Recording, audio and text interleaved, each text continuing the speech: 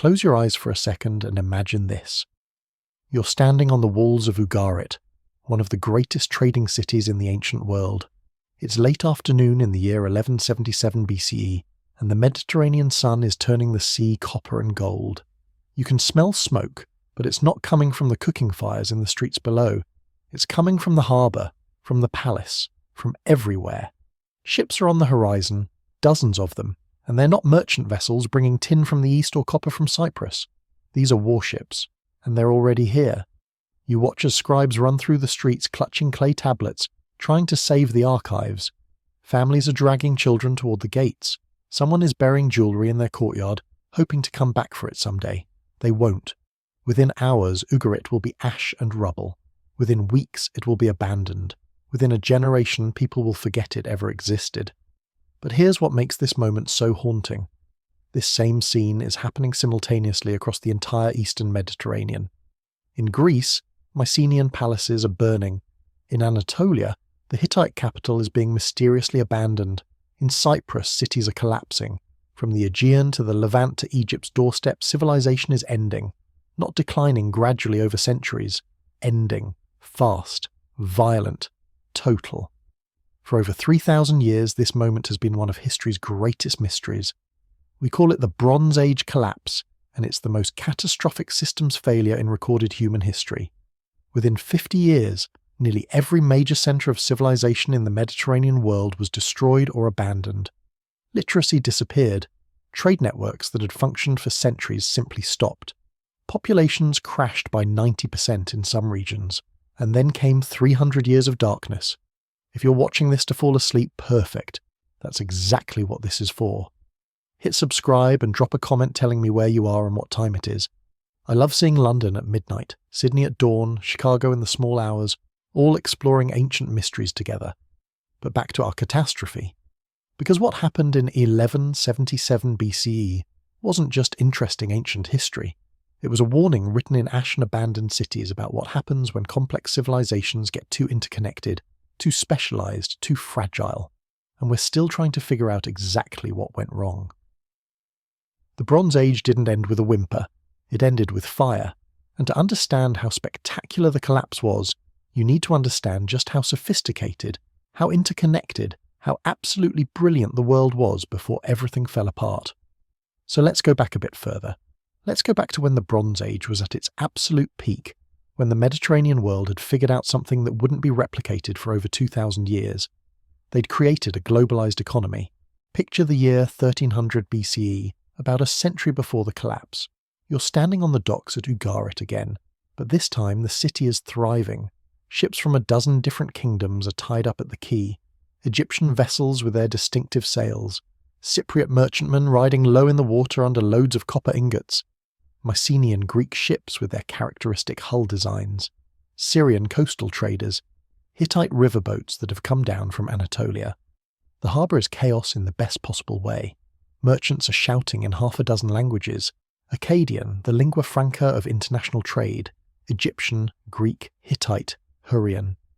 The air smells like salt and cedarwood and spices you can't quite identify. Dockhands are rolling massive clay jars of wine down gangplanks. Scribes are checking cargo manifests on clay tablets, making sure the palace gets its cut of everything passing through. Somewhere nearby, a smith is hammering bronze, that miraculous alloy that gives this whole age its name. Bronze. That's what makes this entire world work. It's harder than pure copper, takes a better edge, lasts longer. Perfect for tools, weapons, and art. But here's the thing about bronze. You can't make it from just one metal. You need copper and tin mixed in roughly a 9-to-1 ratio. And while copper is relatively common, tin is rare. Really rare. The copper mostly comes from Cyprus, an island that's become phenomenally wealthy by essentially cornering the copper market.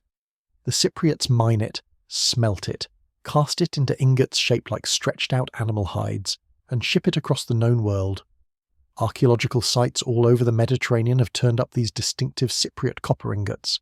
They're basically the ancient world's reserve currency. But the tin, that's where things get really interesting. The tin is coming from Afghanistan, from places so distant that most people in the Mediterranean have never heard of them. The tin travels overland through multiple kingdoms, changing hands dozens of times, passing through trade networks that span literally thousands of miles. By the time it reaches the Mediterranean, it's been marked up considerably. But it's essential. Without tin, you don't have bronze. Without bronze, you don't have an edge over your neighbours, so you pay the price. This is what archaeologists mean when they talk about the Bronze Age international trade network. It's not just neighbouring cities swapping goods, it's a genuine global economy connecting the Aegean to Mesopotamia to Egypt to Central Asia. And the evidence for this interconnection is spectacular. In 1984, archaeologists excavating off the coast of southern Turkey discovered something extraordinary: a shipwreck. Bronze Age shipwrecks are rare because wooden ships don't preserve well in most conditions. But this one, the Uluburun ship, had gone down in deep water around 1300 BCE, and the cargo survived. What they found was mind-blowing. The ship was carrying 10 tons of copper ingots from Cyprus, 1 ton of tin ingots, probably from Afghanistan, glass ingots from Mesopotamia, ebony from Africa, ivory, both hippopotamus and elephant, Baltic amber that had travelled overland from the far north, cedar logs from Lebanon, Cypriot pottery, Mycenaean pottery, Egyptian scarabs, Syrian cylinder seals, weapons from multiple cultures, even food supplies, pomegranates and figs, carefully stored in amphorae. This single ship was carrying cargo from at least 10 different cultures spread across 4,000 miles. That's roughly the distance from New York to London. And this wasn't unusual. This was just how trade worked. The Mediterranean in 1300 BCE was a highway connecting diverse kingdoms in an intricate web of exchange. The palace at Ugarit, where we started, was at the centre of this web. It wasn't the largest city, maybe 6,000 people lived there. But it was a nexus point, a place where north-south and east-west trade routes intersected. The archaeological remains show at least 7 different languages were being written there. Akkadian for diplomacy and international trade, Ugaritic, the local language, written in its own unique alphabet, Egyptian hieratic for correspondence with the pharaoh, Hurrian, Hittite, Luwian, even Cypriot scripts. This was a cosmopolitan, multilingual trading hub. The palace economy controlled everything. Scribes tracked every transaction on clay tablets. We found thousands of these tablets in the ruins. They're incredibly detailed. Inventories of bronze tools with weights and descriptions. Lists of textiles produced by palace workshops with thread counts and dimensions.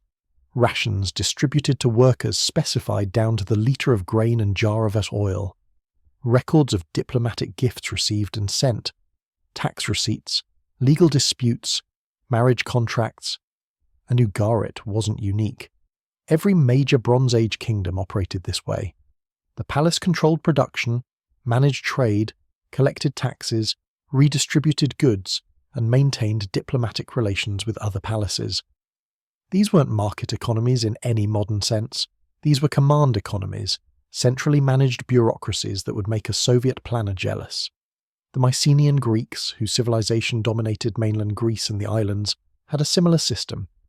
Their palaces at Mycenae, Tiryns, and Pylos were administrative centres managing complex regional economies.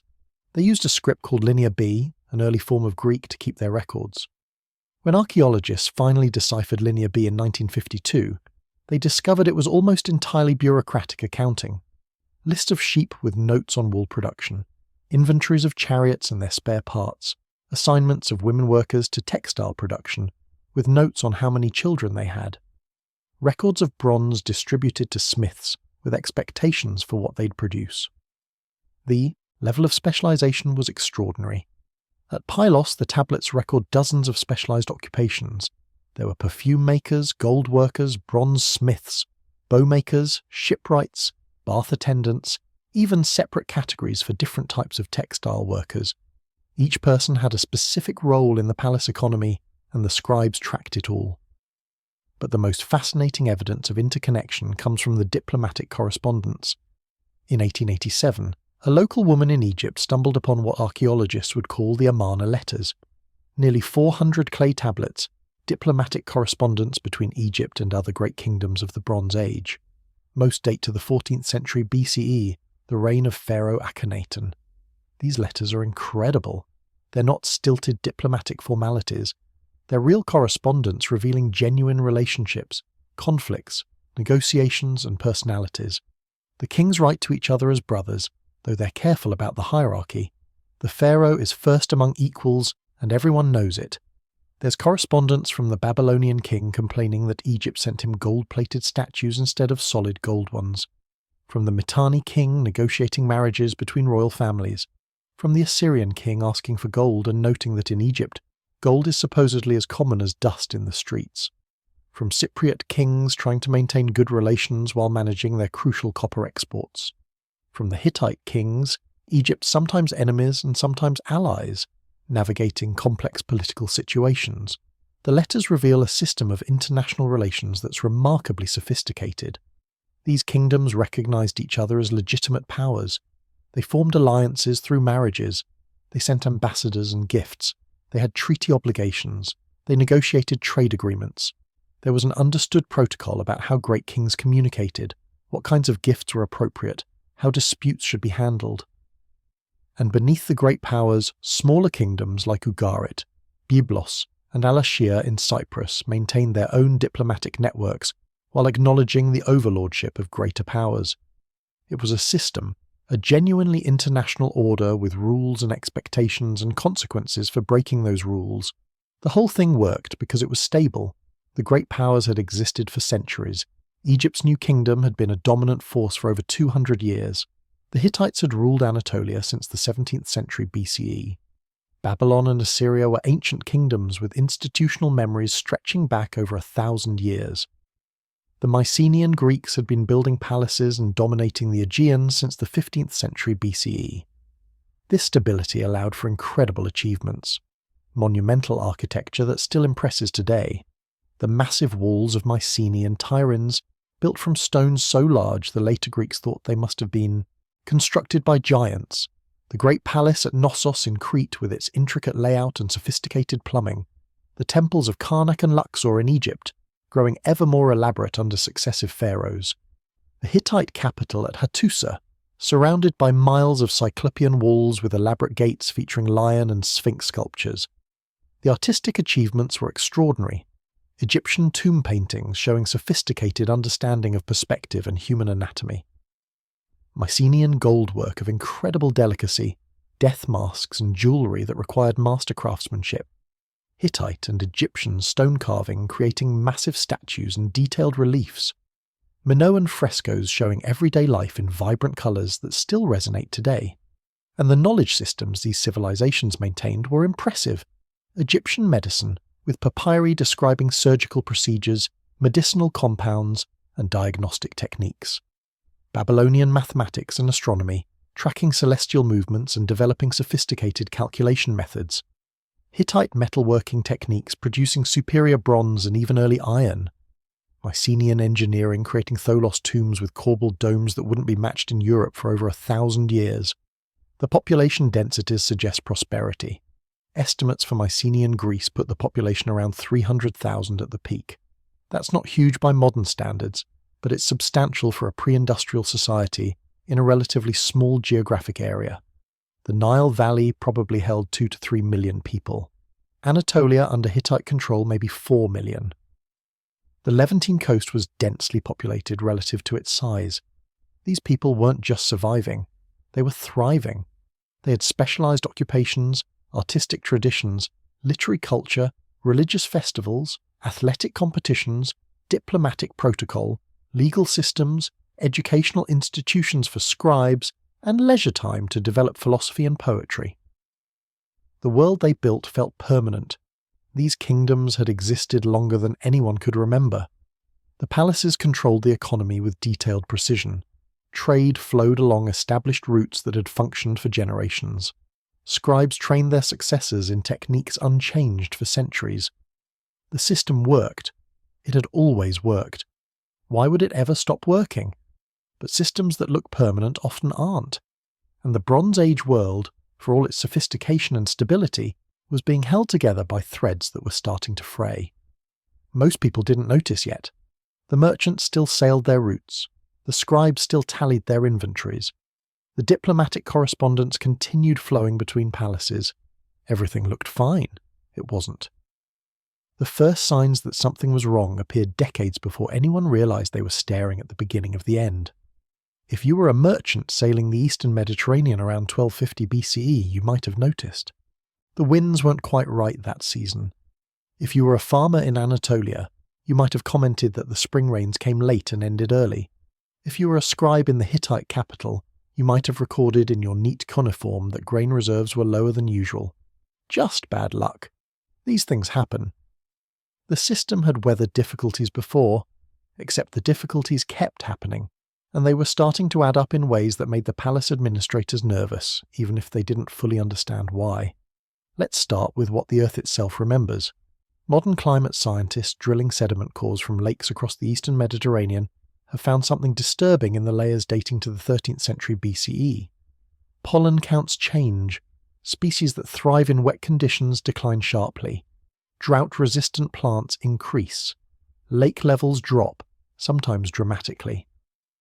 The chemical composition of shells and sediments shifts in ways that indicate decreased rainfall and increased evaporation. These aren't subtle changes. The paleoclimate data suggests that starting around 1200 BCE, the eastern Mediterranean entered what researchers now call a mega-drought. This wasn't a bad year or even a bad decade. This was a fundamental shift in precipitation patterns that would last for roughly 300 years. The region was getting significantly drier, and it was happening fast enough that people living through it would have noticed. Now, the Bronze Age kingdoms had dealt with droughts before. Egypt had its Joseph story, 7 years of plenty followed by 7 years of famine. Every agricultural society knew that sometimes the rains failed. You maintained grain reserves for exactly this reason. The palace economies were supposed to be resilient enough to handle occasional shortages. But what happens when the occasional shortage becomes the new normal? When the rains don't just fail one year but keep failing, year after year, decade after decade? When your grain reserves start being drawn down faster than they're replenished? When the regions you normally import food from are experiencing the same problems you are? The Hittite archives preserve the beginnings of this crisis in heartbreaking detail. Letters from the 13th century show the Hittite king growing increasingly desperate about grain supplies. In one letter, the king writes to the Egyptian pharaoh begging for emergency grain shipments. The letter emphasizes that people are starving, that the situation is dire, that Egypt, with its relatively reliable Nile floods, has surplus grain while Anatolia is experiencing famine. Another letter, this one from a Hittite official to a subordinate, orders the immediate dispatch of 2,000 measures of grain to a region where people are apparently dying of starvation. The tone is urgent. This isn't routine redistribution. This is crisis management. The fascinating and terrifying thing about these letters is that they're describing problems in the heartland of a great power. The Hittites weren't some minor kingdom. They were one of the superpowers of the Bronze Age world, controlling vast territories across Anatolia and Syria. If they were experiencing food shortages severe enough to beg Egypt for help, the situation across the region must have been catastrophic. And it wasn't just the Hittites. Egyptian records from the reign of Meneptah, who ruled from 1213 to 1203 BCE, mention conflicts with Libyan tribes pressing against Egypt's western borders, but these aren't described as normal raiding. The texts emphasize that entire populations are on the move, men, women, children, bringing their possessions, looking for new lands because their old territories can no longer support them. Think about what this means. These are people who have lived in the same regions for generations, following the same seasonal patterns, managing the same herds and fields their ancestors did. They're not migrating for adventure or conquest. They're migrating because staying means death. The drought is forcing mass movements of populations on a scale the Bronze Age world hasn't seen before. And mass migrations create cascade effects. When one population moves, it pushes into territory occupied by another population. That second population, now under pressure, either has to absorb the newcomers, which strains their own resources, or they have to move themselves. This creates waves of displacement that can travel hundreds of miles from the original crisis point. Archaeological evidence shows increased fortifications at sites across the eastern Mediterranean during this period. Places that had been open settlements for centuries suddenly start building walls. Mycenae's famous Cyclopean walls, those massive stone fortifications, were reinforced and extended in the 13th century. Tyrians added new defensive works. The Hittites expanded the fortifications around Hattusa, their capital, making them even more formidable than before. Why fortify if everything's fine? These massive construction projects required enormous labour and resources.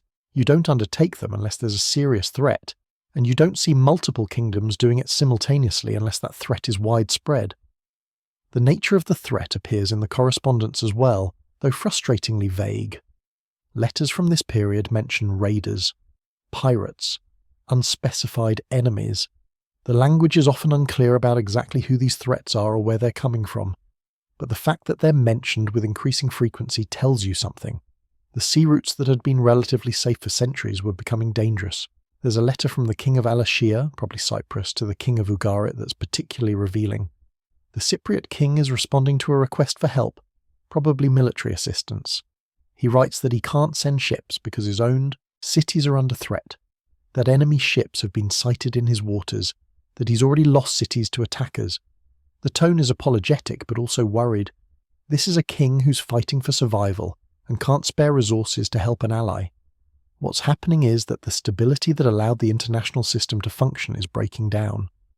When kingdoms are secure and prosperous, they can maintain far-flung trade networks and honour treaty obligations. When those same kingdoms are facing internal crises, famines, migrations and military threats, they turn inward. They stop answering requests for help. They stop sending the grain shipments or military reinforcements their allies expect. The reciprocal obligations that held the system together start fraying, and in a highly interconnected system these failures compound. Remember that tin travelling from Afghanistan to the Mediterranean, that route requires stability across multiple kingdoms. Caravans need to be able to travel safely, border posts need to be open, treaties need to be honoured. When kingdoms start collapsing inward, focusing on internal threats, those long-distance trade routes become untenable. The archaeological evidence suggests that tin supplies started becoming unreliable in the late 13th century BCE. Bronzesmiths began using scrap metal more extensively, melting down broken tools and weapons to reuse the bronze because new metal wasn't arriving. Some sites show evidence of hoarding, people burying caches of bronze tools and ingots, probably trying to preserve valuable resources in uncertain times. Economic stress shows up in other ways too. At Pylos, one of the major Mycenaean palace centres, the linear B tablets from the final years before destruction record something strange. There are tablets organising coastal watches, men assigned to guard points along the shoreline. The tablets specify weapons and armour to be issued. This is a kingdom preparing for an attack from the sea. Another set of tablets records smiths being mobilised from across the kingdom and brought to Pylos to produce weapons. Bronze is being collected from religious sanctums melted down for military use. This is a state in crisis mode, stripping resources from civilian use and religious institutions to prepare for war. But here's the thing that should send a chill down your spine. Those tablets were never filed. They were found in the palace archives still on their drying racks, not yet baked hard or stored properly. Whatever Pylos was preparing for arrived before they finished their preparations. The Hittite archives show a similar pattern. The later documents, the ones from the final decades of the 13th century, show bureaucracy breaking down. Fewer tablets are being produced. The ones that exist show gaps in the usual meticulous record-keeping. Regions that should be sending tribute aren't mentioned. Districts that should be reporting to the capital seem to have stopped, communicating. It's like watching an empire slowly lose its grip. The centre is still functioning, still sending out orders, still trying to manage the crisis, but the periphery is slipping away. Local governors are probably dealing with their own problems: famine, raids, refugee populations, and they don't have the resources or the inclination to keep up with palace demands. There are prayers too. The Hittite kings left prayers to the gods begging for relief from plague, from famine, from enemies. These aren't routine religious observances. These are desperate appeals from rulers who are watching their kingdoms fall apart and don't know how to stop it. One prayer attributes the kingdom's troubles to divine anger and pleads for forgiveness, for sins the king may have unknowingly committed. The subtext is clear. Everything is going wrong, and we don't understand why. In hindsight, looking at this evidence, the pattern is obvious. The climate is shifting. Food production is declining. Populations are migrating. Trade networks are disrupting. Military threats are increasing. The palace economies that depend on centralized control and long-distance trade are being squeezed from multiple directions simultaneously. But if you're living through it, You don't see the pattern, you see individual problems. A bad harvest this year, raiders attacking a coastal settlement next year, a trade ship that doesn't arrive when expected, grain reserves running lower than usual. Each problem seems manageable on its own. The scribes record it. The palace administration tries to respond.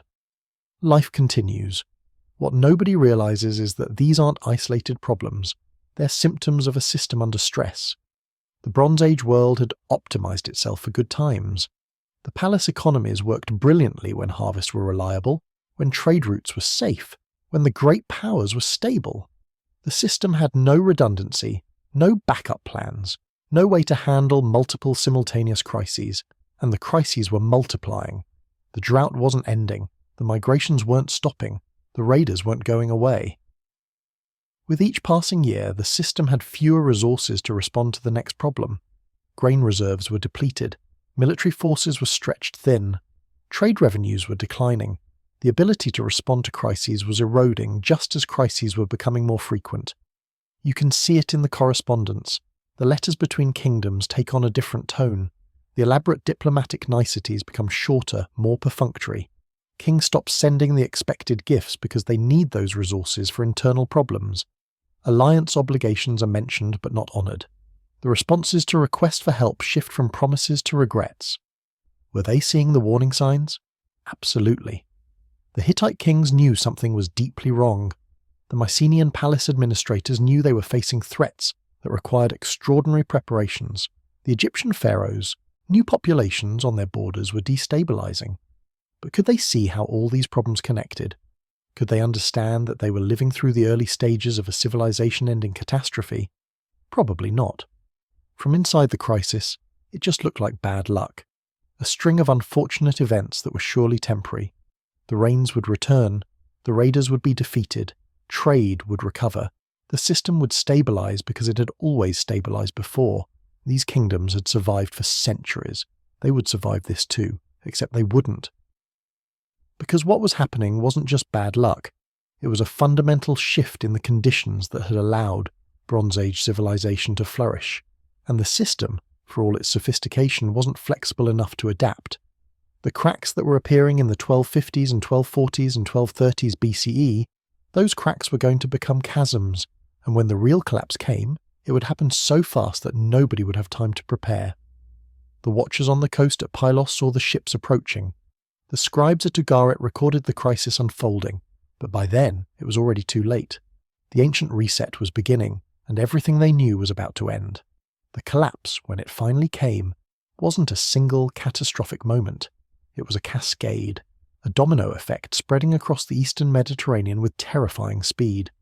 And the archaeological evidence of that cascade is written in ash layers, destruction debris, and haunting final moments frozen in time.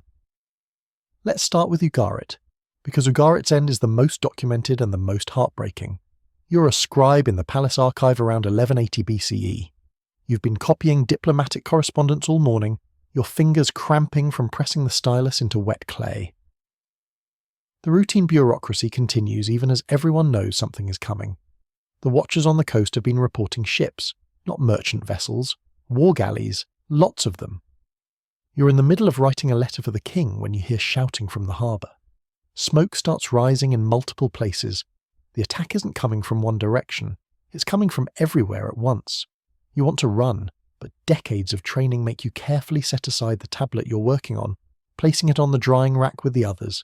It's not finished. You'll complete it later, except there won't be a later. We know this because archaeologists found that tablet. It's known as the last letter from Ugarit, though it was never actually sent. The text reads, "My father, behold, the enemy's ships came, my cities were burned, and they did evil things in my country. Does not my father know that all my troops and chariots are in the land of Hatti, and all my ships are in the land of Lucca? Thus the country is abandoned to itself.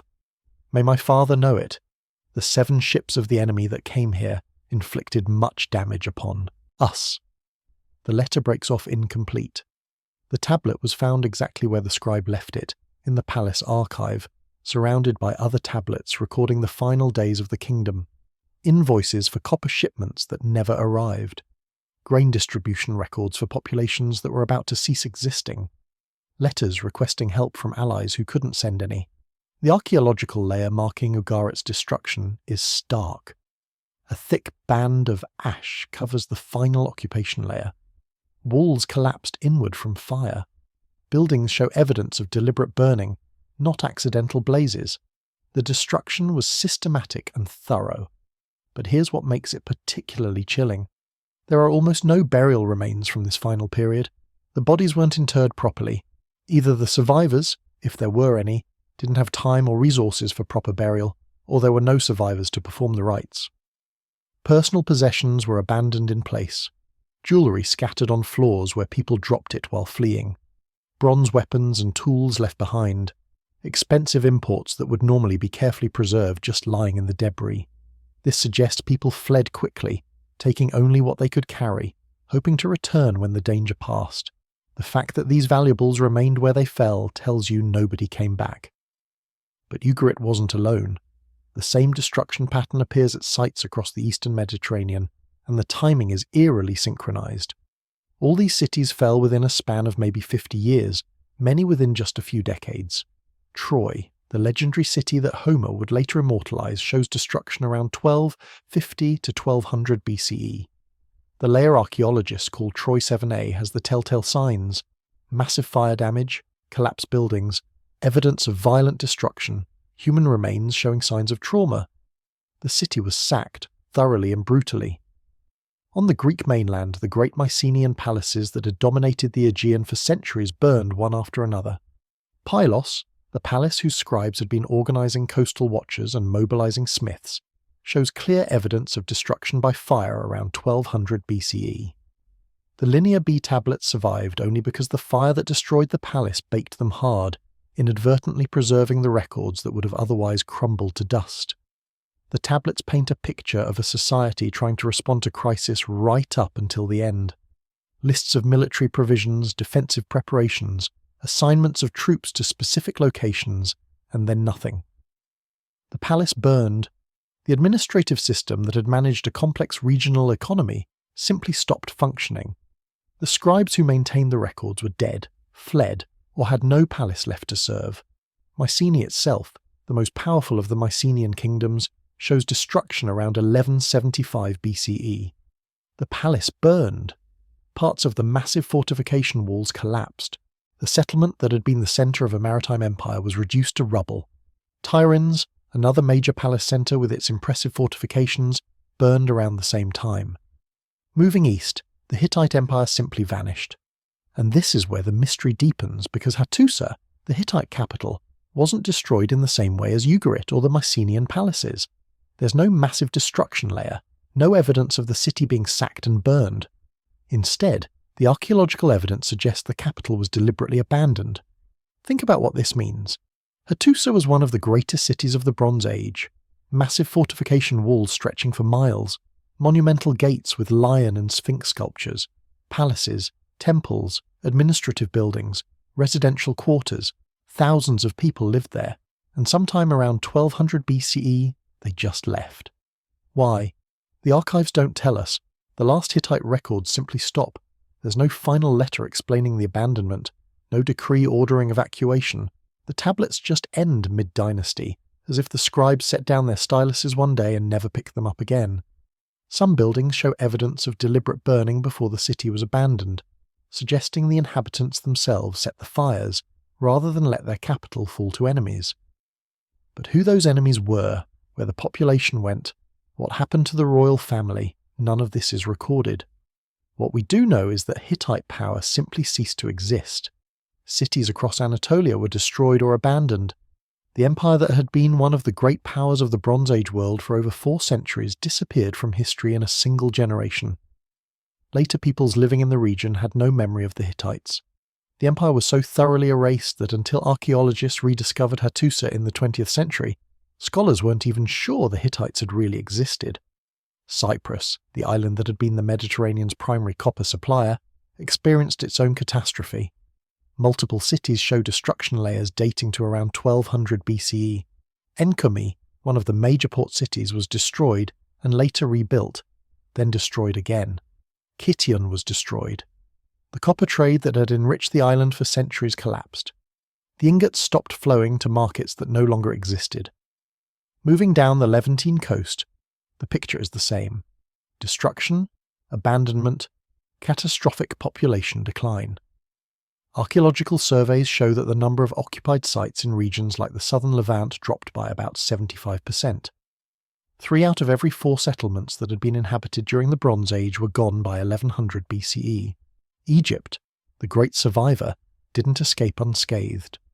The Egyptian records from the reign of Ramesses III, who ruled from 1186 to 1155 BCE, describe massive conflicts with invaders approaching from the north and west. The temple at Medinet Habu preserves detailed reliefs showing naval battles and land engagements against enemies the Egyptians called the Sea Peoples. These reliefs are extraordinary historical documents. They show Egyptian forces fighting against coalition armies, including warriors from multiple cultures. The enemy soldiers are depicted wearing different styles of armour and carrying distinct weapons, suggesting this wasn't a single unified invasion force, but rather a confederation of different groups moving south into Egyptian territory. The accompanying inscriptions list the enemies by name: Peliset, Djeka, Shekelesh, Denian, Weshesh. Some of these names are tantalizingly familiar. The Peliset are probably the Philistines who would later settle in what's now the Gaza Strip. But where most of these groups came from originally, nobody knows for certain. The Egyptian texts just note that they appeared, they were dangerous, and Egypt successfully repelled them. But successfully is relative. Yes, Egypt survived when other kingdoms didn't. The Egyptian state continued to function. Pharaohs still ruled, temples still operated, but Egypt was severely weakened. The records show Egypt withdrawing from its former territories in the Levant and Nubia. The international trade that had enriched the new kingdom collapsed. Egypt turned inward, protecting its core territories but abandoning its imperial ambitions, and the price of survival was enormous. Ramesses III's mortuary temple inscriptions, usually full of boasts about military victories and divine favour, contain hints of serious internal problems. There are records of labour strikes by workers at Deir el-Medina, the village housing the artisans who built royal tombs. Strikes over unpaid rations suggesting the state was struggling to maintain its bureaucratic functions.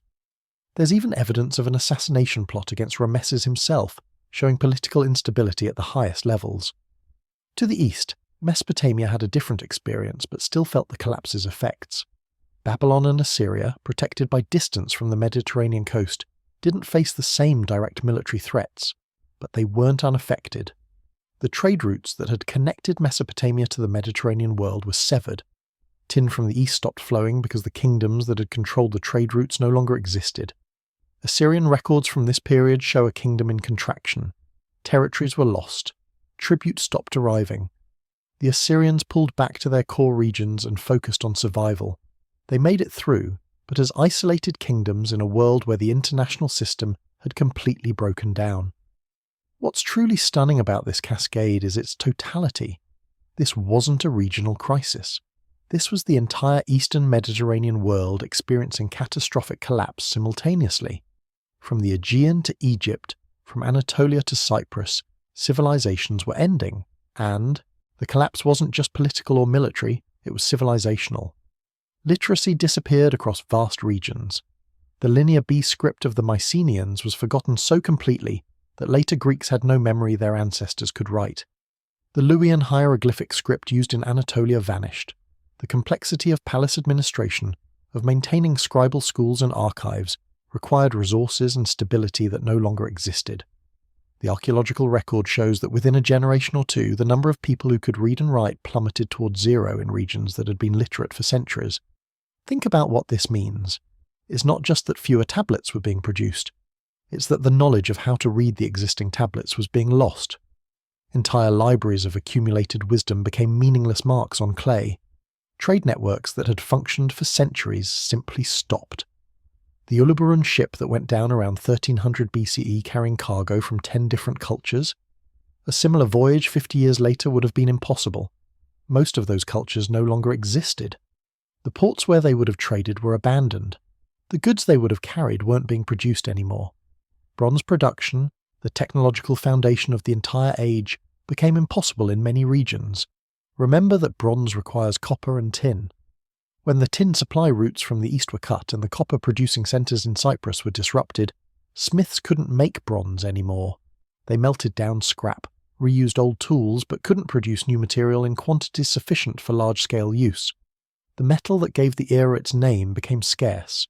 Population crashes were catastrophic. Greece's population is estimated to have dropped from around 300,000 at the peak to perhaps 30,000 by 1100 BCE. That's a 90% decline in roughly a century. Anatolia probably lost 75% of its population. The Levantine coast saw similar devastation. Where did the people go? Some died in the destructions. Some fled and probably died as refugees, unable to find new homes or resources. Some survived, but at drastically reduced living standards, in smaller settlements with simpler technologies. The complex palace societies were replaced by scattered villages where people struggled with basic subsistence. And here's what kept archaeologists up at night for decades. We found the destruction layers. We documented the abandoned cities. We traced the population declines. But we couldn't definitively answer the most basic question. Why? What caused this? Why did it happen everywhere at once? Why was the collapse so total? For a long time, the answer seemed simple. The Egyptian records blamed the Sea Peoples. These mysterious invaders from the north came and destroyed civilization. Case closed.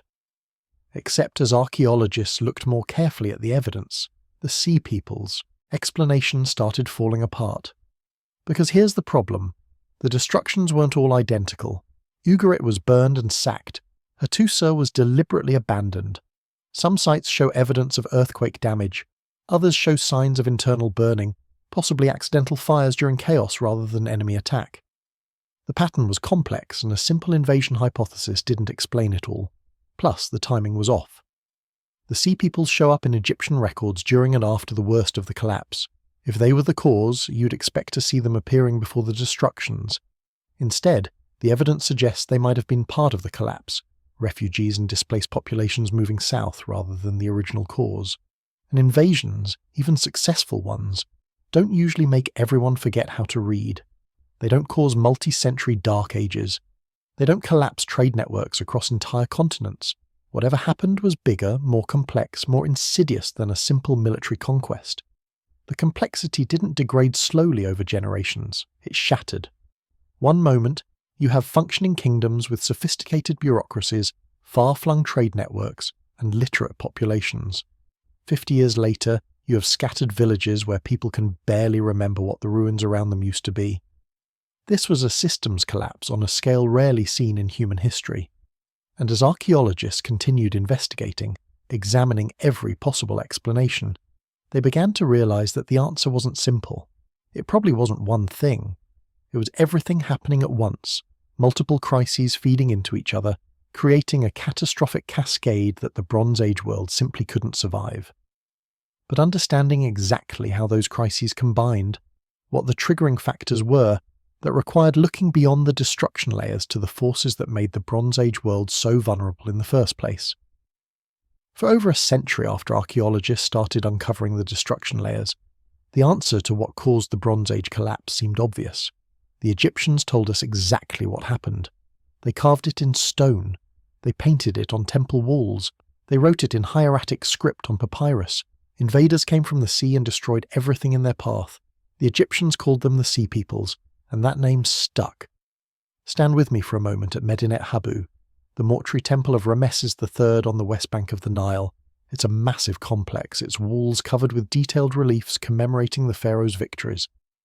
But these aren't the usual Egyptian propaganda showing the king smiting helpless enemies. These reliefs are different.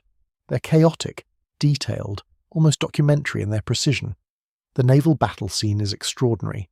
Egyptian warships engage enemy vessels in the Nile Delta. The enemy ships are different from Egyptian designs, with high prows and sterns, distinctive hull, shapes. Warriors wearing horned helmets and feathered headdresses fight desperately as Egyptian archers rain arrows down on them. Ships are capsizing. Men are falling into the water. The Egyptians are winning, but the relief makes clear this was a real fight, not a ritual slaughter. The land battle reliefs are equally detailed. The enemy forces include warriors on ox-drawn carts, entire families travelling with their armies. There are women and children depicted among the troops. This isn't a professional military expedition. This is a migration. Whole populations on the move, fighting their way into new territories because they can't stay where they were. The hieroglyphic inscriptions accompanying these reliefs are specific about timing and stakes. Year 8 of Rameses III's reign, around 1177 BCE. The text describes a confederation of foreign lands making a conspiracy in their islands. It says these invaders had already devastated other kingdoms before turning toward Egypt. The inscription lists the fallen. No land could stand before their arms, from Hatti, Kode, Kartemish, Arzawa and Alashia on, being cut off at one time. Read that list carefully. Hatti is the Hittite Empire, Alashia is Cyprus, Arzawa is a region in western Anatolia, Karkemish is a major city on the Euphrates. The Egyptian text is claiming that these sea peoples destroyed some of the most powerful kingdoms in the known world before Egypt finally stopped them, and the inscription names them, these mysterious invaders: Peliset, Jekka, Shekelesh, Denyen, Weshesh. Strange names that don't match any known Bronze Age kingdoms. The Egyptians are telling us that these groups, coming from somewhere in the north, formed a coalition and swept south, destroying civilization after civilization until Egypt stood as the last barrier. This is powerful evidence. It comes from contemporary sources, people who lived through the events. It's carved in stone at one of Egypt's most important temples.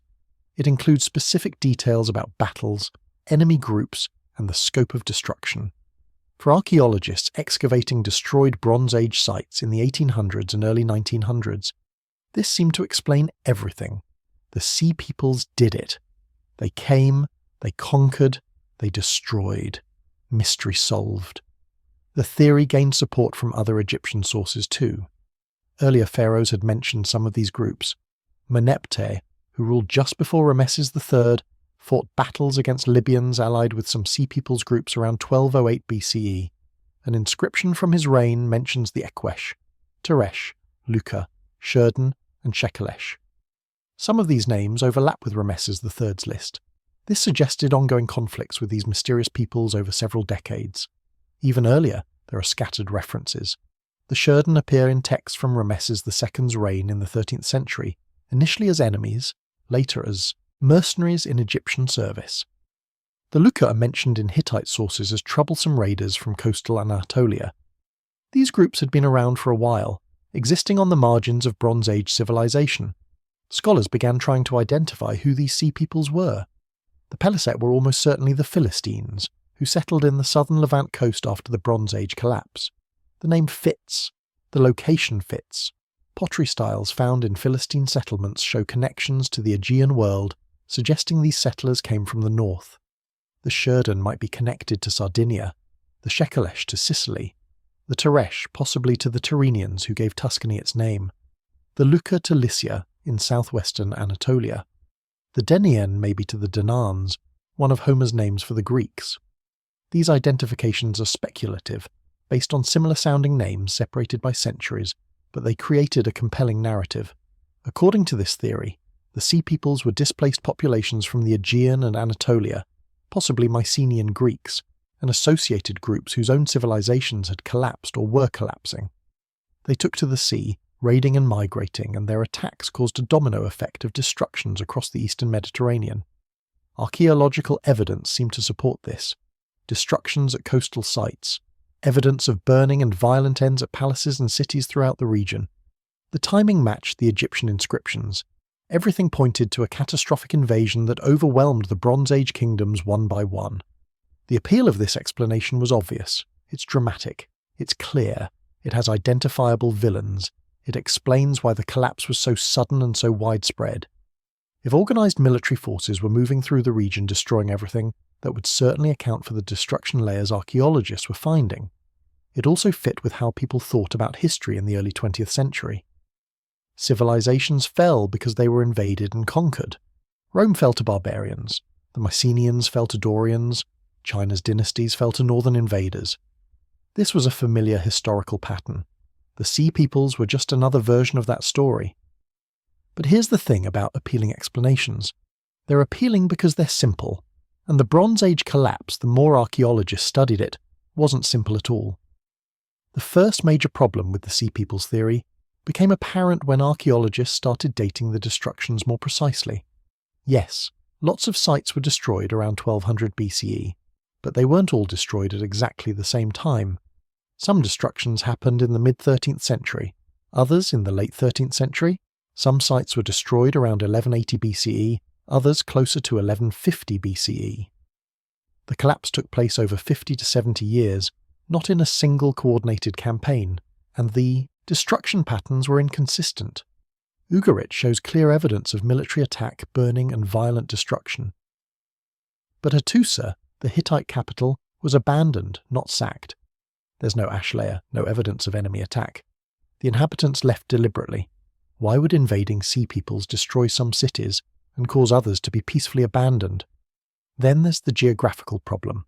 The sea peoples, according to the Egyptian sources, came from the north, probably the Aegean and Anatolia. But the Mycenaean palaces in Greece were destroyed too. If the sea peoples came from Greece, why were Greek cities being destroyed at the same time?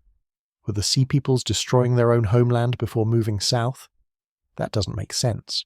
Archaeological evidence of the sea peoples themselves is frustratingly scarce. You'd think a military force large enough to destroy multiple kingdoms would leave clear traces, camps, supply depots, weapons, distinctive pottery or burial customs spreading along their invasion route.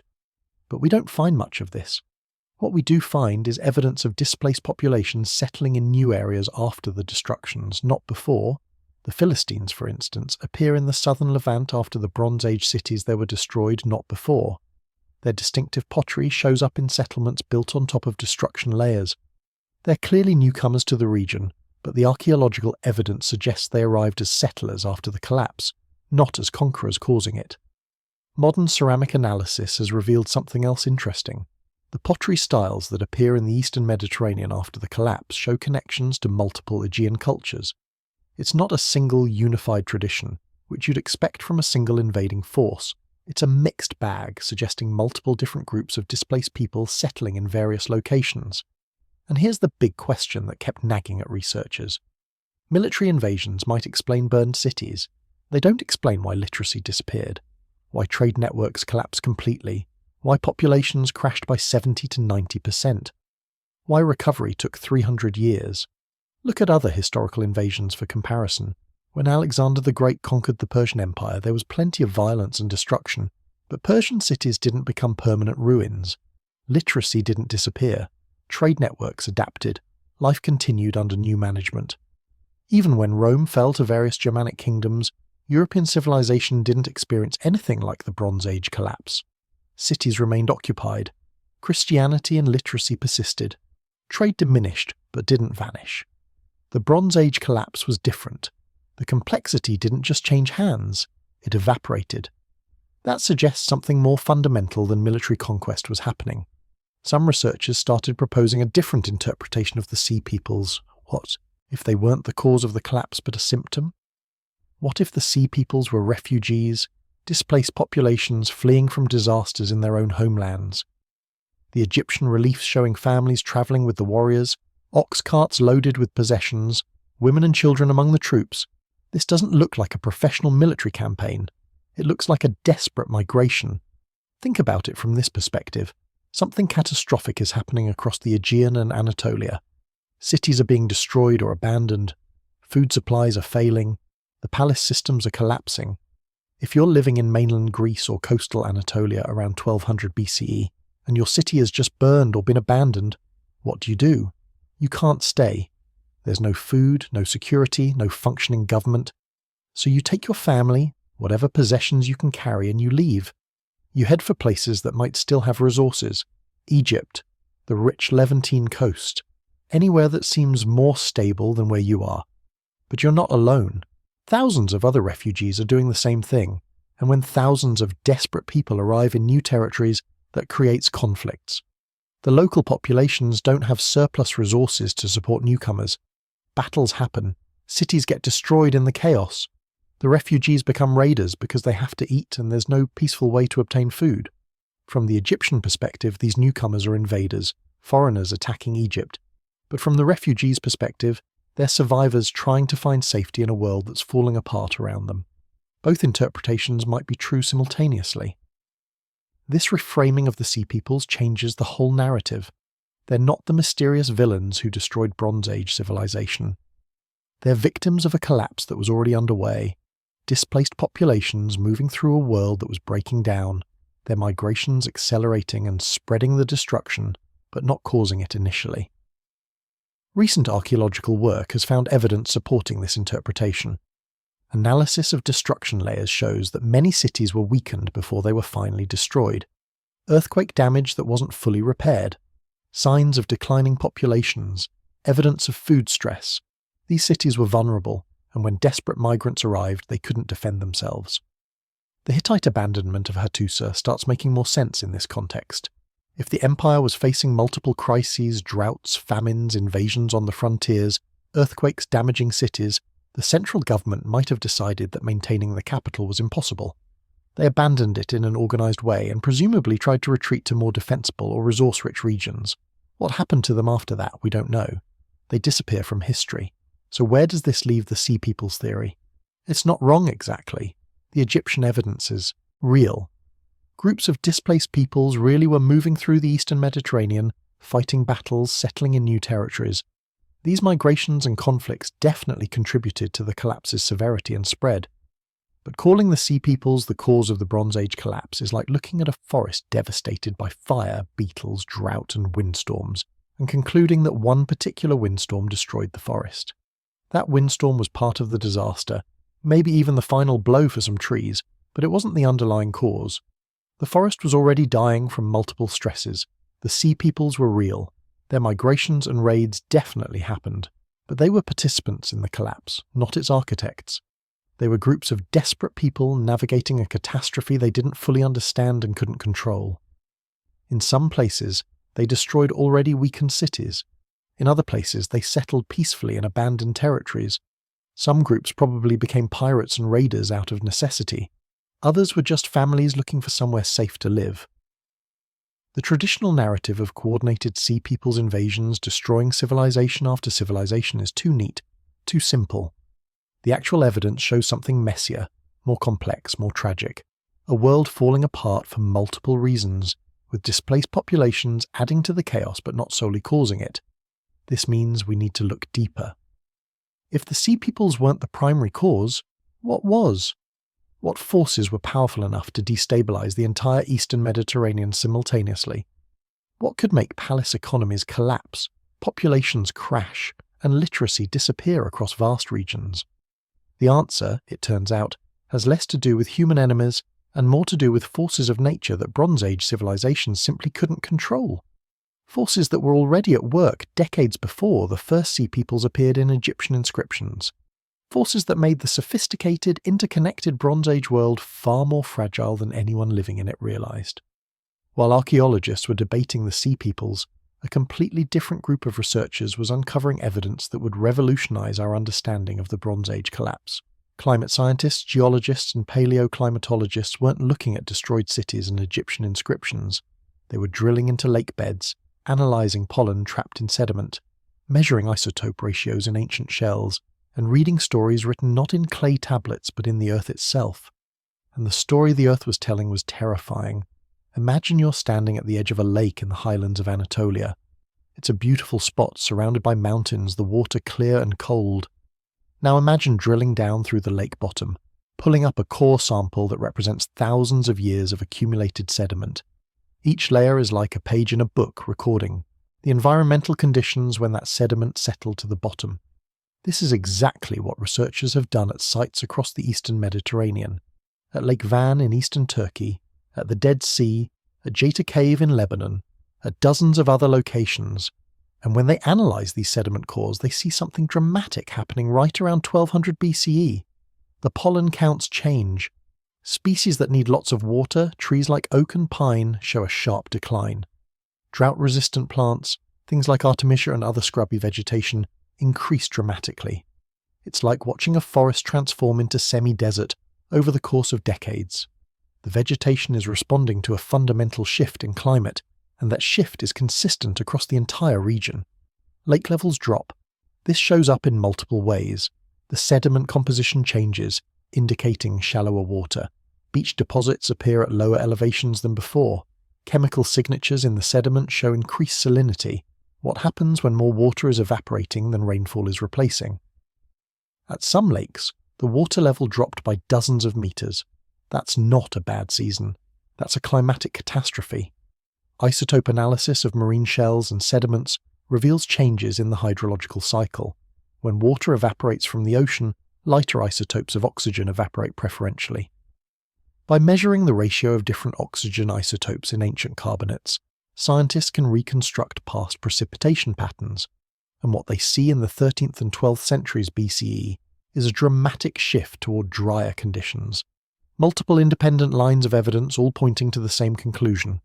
Starting around 1250 BCE and lasting until roughly 950 BCE, the Eastern Mediterranean experienced the most severe drought in 10,000 years. 300 years where rainfall was significantly below normal, not just low, catastrophically low. They call it a mega-drought, and that term isn't hyperbolic. We're talking about precipitation reductions of 20 to 50% across the region for centuries. Imagine your city's water supply being cut in half. Not for a year, not for a decade, for 300 years. Multiple generations born, living their entire lives, and dying having never experienced normal rainfall. For Bronze Age societies that depended on rain-fed agriculture, this was devastating. The palace economies needed agricultural surplus to function. They collected grain as taxes, stored it in palace granaries, redistributed it to support specialized workers who weren't farmers themselves. Scribes, priests, soldiers, craftsmen, administrators. All of these people depended on farmers producing more food than they needed for subsistence. But when rainfall drops by 30 or 40%, crop yields don't drop proportionally. They collapse. Plants need a minimum amount of water to grow at all. Drop below that threshold and you don't get reduced harvests. You get crop failures, total losses, fields that should be producing grain growing nothing but withered stalks. The Hittite prayers and letters requesting emergency grain start making perfect sense in this context. They weren't experiencing bad luck or divine punishment. They were experiencing the onset of a mega-drought that would last for centuries. The Hittite heartland in the Anatolian plateau was particularly vulnerable. It was marginal agricultural land even in good times, dependent on adequate spring rains. When those rains failed year after year, decade after decade, agriculture there became nearly impossible. Egypt survived better than most kingdoms, but even Egypt felt the effects. The Nile floods, which Egyptians depended on for agriculture, are driven by rainfall in the Ethiopian highlands. When precipitation across the region decreased, the Nile floods became less predictable, sometimes insufficient. Egyptian records from this period mention low flood years, times when the Nile didn't rise enough to adequately irrigate the fields. For a civilization whose entire agricultural system depended on the annual flood, even occasional failures were serious problems. But drought wasn't working alone. While the climate was becoming more arid, another natural disaster was striking the region. Earthquakes, lots of them. The Eastern Mediterranean sits at the intersection of several tectonic plates. The African plate is pushing north against the Eurasian plate. The Arabian plate is rotating and pushing west. The Anatolian microplate is being squeezed between larger plates, slowly sliding westward toward the Aegean. All this tectonic activity makes the region seismically active. Earthquakes are common, always have been. But seismologists studying ancient earthquakes have found evidence of something unusual happening around 1200 BCE. What they call an earthquake storm, a period of intense seismic activity where major earthquakes strike a region in rapid succession. Not one big quake, but dozens of significant earthquakes over a few decades, each one causing destruction, each one hitting societies that are already reeling from previous disasters. The evidence comes from archaeological sites. Destruction layers at multiple cities showing characteristic earthquake damage. Walls collapsed outward, the way they fall when the ground shakes rather than when they're battered by enemies. Buildings pancaked, the upper floors falling straight down rather than being burned or dismantled. Aligned destruction patterns following known fault lines. Geological evidence of surface ruptures consistent with major seismic events. At Mycenae, Tiryns, Medea, Thebes, and other major Mycenaean centres, archaeologists have identified earthquake damage dating to the 13th and 12th centuries BCE. The massive fortification walls at Mycenae show earthquake-related collapse. At Tiryns, the destruction layers indicate seismic activity. These weren't all from the same earthquake. The dating suggests multiple major quakes striking over several decades. In Anatolia, sites across the Hittite realm show similar evidence. Cities damaged, partially destroyed, some rebuilt, then damaged again. This pattern of repeated destruction is characteristic of earthquake storms, where stressed fault lines produce multiple large earthquakes as the strain energy is released in a series of events rather than a single catastrophic rupture. Cyprus experienced severe seismic activity. The island sits right on a plate boundary and is regularly shaken by earthquakes. Evidence suggests particularly intense seismic activity in the late Bronze Age. Cities like Enkomi show destruction, hasty rebuilding, then more destruction. The repeated damage made it impossible to maintain the complex infrastructure needed for large-scale copper production and trade. Now, earthquakes are disasters, but civilizations can recover from them. Modern Turkey and Greece experience major earthquakes regularly and rebuild. Why couldn't Bronze Age societies do the same? Because they weren't just dealing with earthquakes, they were dealing with earthquakes and droughts simultaneously. Imagine trying to rebuild a city when your agricultural system is failing. Reconstruction requires labour, and labour requires food. If your granaries are empty because the crops failed, you don't have the surplus to feed workers who aren't farming. You have to make choices. Rebuild the palace or plant fields, repair fortifications or focus on survival. And the earthquakes weren't just destroying buildings, they were damaging crucial infrastructure. Earthquake damage to palace complexes meant the administrative centres were destroyed. The archives, the granaries, the workshops, all gone. These weren't just administrative buildings, they were the nerve centres of palace economies. Without them, the whole economic system couldn't function. Water systems were particularly vulnerable. Bronze Age cities had developed sophisticated water management, cisterns, wells, aqueducts. Earthquake damage to these systems meant water supplies were disrupted right when drought was making water scarce. Multiple sites show evidence of wells being deepened during this period, desperate attempts to reach water tables that were dropping because of the drought. When earthquakes damaged these modified water systems, cities became unlivable. Then there's the psychological impact. For Bronze Age peoples who interpreted natural disasters as signs of divine anger, repeated earthquakes during a prolonged drought would have been spiritually devastating. The gods were clearly displeased. The prayers and rituals weren't working. The social order that claimed divine sanction was failing to protect people. This kind of spiritual crisis could undermine the legitimacy of palace governments, making it harder for rulers to maintain control and organise collective responses to disasters. But wait, there's potentially another factor. Some researchers have proposed that volcanic eruptions might have contributed to the crisis. Now, the evidence here is more controversial, not as firmly established as the drought and earthquake data. But it's worth considering because if volcanic eruptions did occur during this period, they would have made everything worse. Volcanic eruptions can cause what's called a volcanic winter, when a major eruption injects massive amounts of sulfur dioxide and ash into the stratosphere. It can block sunlight for years. Temperatures drop, growing seasons shorten, crops fail globally, not just regionally. There's evidence of a major volcanic eruption around 1200 BCE. Hekla III in Iceland erupted around 1159 BCE based on ice core dating. This was a massive eruption, one of the largest in Icelandic history. The chemical signature of this eruption shows up in ice cores from Greenland and Antarctica. Sulfur dioxide reached the stratosphere and spread globally. The timing is suggestive, right in the middle of the collapse period, and volcanic winters from eruptions of this magnitude can last for several years. If you're already dealing with drought-related crop failures and earthquake damage, and then volcanic cooling causes several consecutive years of shortened growing seasons and failed harvests, you're looking at a perfect storm of catastrophes. Some researchers have also suggested there might have been an eruption in the Mediterranean itself, possibly at Thera, though the dating for this is unclear.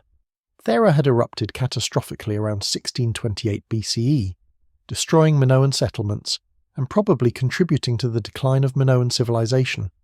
If there was a later significant eruption, it would have affected the eastern Mediterranean more directly than the Icelandic eruption. The evidence for Mediterranean volcanic activity around 1200 BCE is debated. Some scientists point to sulfur traces in ice cores that don't match known eruptions. Others argue the signatures could be from multiple smaller eruptions rather than one massive event. But even without a local eruption, the Hekla 3 event alone would have caused climatic effects severe enough to impact agriculture across the Northern Hemisphere. Combine all these factors and you get a cascade of environmental disasters. The drought is reducing agricultural productivity across the entire region. Earthquakes are destroying cities and infrastructure. Possible volcanic cooling is causing additional crop failures. And all of this is happening to interconnected societies that depend on long-distance trade and agricultural surplus to function. The Bronze Age palace economies were optimized for stability. They worked brilliantly when conditions were normal. The centralized bureaucracies could manage complex trade networks, redistribute resources efficiently, coordinate large-scale construction projects, and maintain armies. But these systems had no redundancy, no backup plans for when multiple things went wrong simultaneously. Think about the tin trade. Under normal conditions, tin travelled from Afghanistan through multiple kingdoms to reach the Mediterranean. Each kingdom along the route took a cut but allowed the caravans to pass. But what happens when those kingdoms are experiencing droughts and famines? They stop allowing precious resources to pass through. They keep what they have for themselves. The trade route breaks down. Without tin, you can't make bronze. Smiths start hoarding scrap metal, melting down broken tools to make new ones. But eventually the scrap runs out. Bronze production collapses, and bronze isn't just for weapons and tools. In the Bronze Age, it's a prestige material, used for diplomatic gifts, religious offerings, status symbols. When bronze becomes unavailable, the social systems that depend on it start fracturing. The palace economies also depended on agricultural surplus to support specialized workers. When drought caused repeated crop failures, there was no surplus. Palaces couldn't feed the scribes, craftsmen, soldiers, and priests anymore. These specialists had to return to farming just to survive, but many of them didn't know how to farm. They'd spent their whole lives in specialized roles. The complexity that Bronze Age societies had built up over centuries couldn't be maintained under these conditions. It was too expensive, too fragile, too dependent on everything working properly. When environmental catastrophes disrupted the foundations, the whole elaborate structure came crashing down. And here's the really insidious part. These disasters weren't just bad luck. They were the kind of environmental shifts that complex civilizations are particularly vulnerable to. The more interconnected your system, the more specialized your economy, the more vulnerable you are when conditions change. The Bronze Age kingdoms had created a brilliant, sophisticated world, but they'd optimized it for normal conditions. When conditions became abnormal and stayed abnormal for decades, centuries even, the system couldn't adapt. Modern climate modelling supports this interpretation.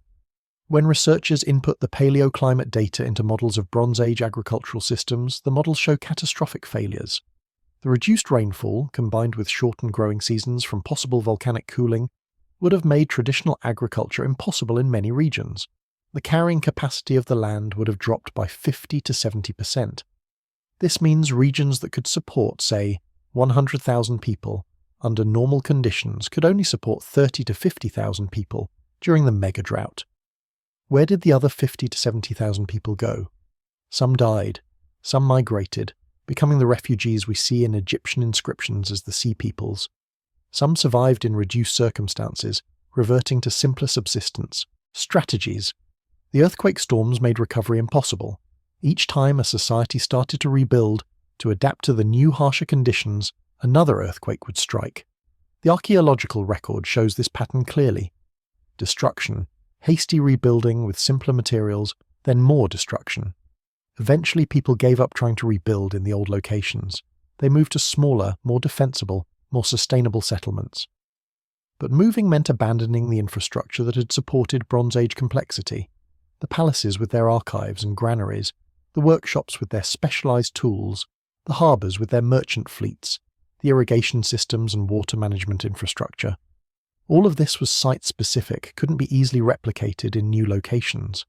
When people moved, they had to start over with much simpler technologies and social structures. The environmental catastrophe theory explains what the Sea Peoples theory couldn't, why literacy disappeared. Scribes needed to be supported by palace economies, and when those economies collapsed, there was no one to maintain literacy, why trade networks failed completely. Drought and earthquakes disrupted the routes and destroyed the demand for luxury goods. Why recovery took so long. The environmental conditions didn't improve for 300 years. You can't rebuild complex civilization when the climate remains hostile. It also explains the variable destruction patterns. Some cities were abandoned peacefully when populations realized they couldn't survive there anymore. Others were destroyed by earthquakes. Still others were attacked by desperate refugees or sea peoples, but only after they'd already been weakened by environmental disasters. The collapse looks chaotic because it was chaotic, driven by multiple simultaneous environmental catastrophes creating different effects in different locations. The beauty of this theory is that it's testable. We can drill more sediment cores, analyze more isotope ratios, study more destruction layers, and every new piece of evidence has strengthened the environmental catastrophe hypothesis. The megadrought is now firmly established in multiple independent datasets. The earthquake storm is well documented archaeologically and geologically. The volcanic eruptions are supported by ice core evidence. But here's what makes this explanation both satisfying and unsettling. If environmental disasters caused the Bronze Age collapse, it means human agency wasn't the primary factor. The Bronze Age kingdoms didn't fall because they were weak or decadent or made bad decisions. They fell because nature threw everything at them at once, and their highly optimized system couldn't handle the stress. Which raises an uncomfortable question for our own time. We've built a globalized economy more interconnected than anything the Bronze Age achieved. We depend on complex supply chains, specialized production, international trade, and we're facing our own climate change, our own environmental shifts. Are we making the same mistakes? Building a system optimized for stability that will shatter when conditions inevitably change. The Bronze Age collapse is a warning written in drought records and earthquake destruction layers. Complex civilizations are fragile. Environmental catastrophes can destroy them no matter how sophisticated they become. And when everything goes wrong at once, even the most brilliant cultures can collapse in ways that seem impossible until they're happening. The environmental catastrophes explain a lot. Drought, earthquakes, possible volcanic winters, these were real forces that Bronze Age societies couldn't control. But here's the thing that kept nagging at researchers even after the climate data came in. Environmental disasters happen throughout history. Societies face droughts, earthquakes, famines. Most of them don't experience total civilizational collapse. They adapt, they move, they simplify, they survive. So why was the Bronze Age collapse so complete? Why did complexity disappear so thoroughly? Why did it take 300 years to recover? The answer, it turns out, has less to do with the severity of the disasters themselves, and more to do with the nature of the system those disasters struck. The Bronze Age world wasn't just sophisticated, it was interconnected in ways that made it fundamentally fragile. And understanding this fragility requires thinking about complexity itself, about how systems work, and more importantly, how they fail. Let's start with a concept from modern complexity theory called tight coupling. A tightly coupled system is one where each component directly depends on other components to function. Change one part and effects ripple immediately through the entire system. There's no buffer, no redundancy, no way for one part to fail without affecting everything else. The Bronze Age palace economies were about as tightly coupled as systems get. Think about how bronze production worked.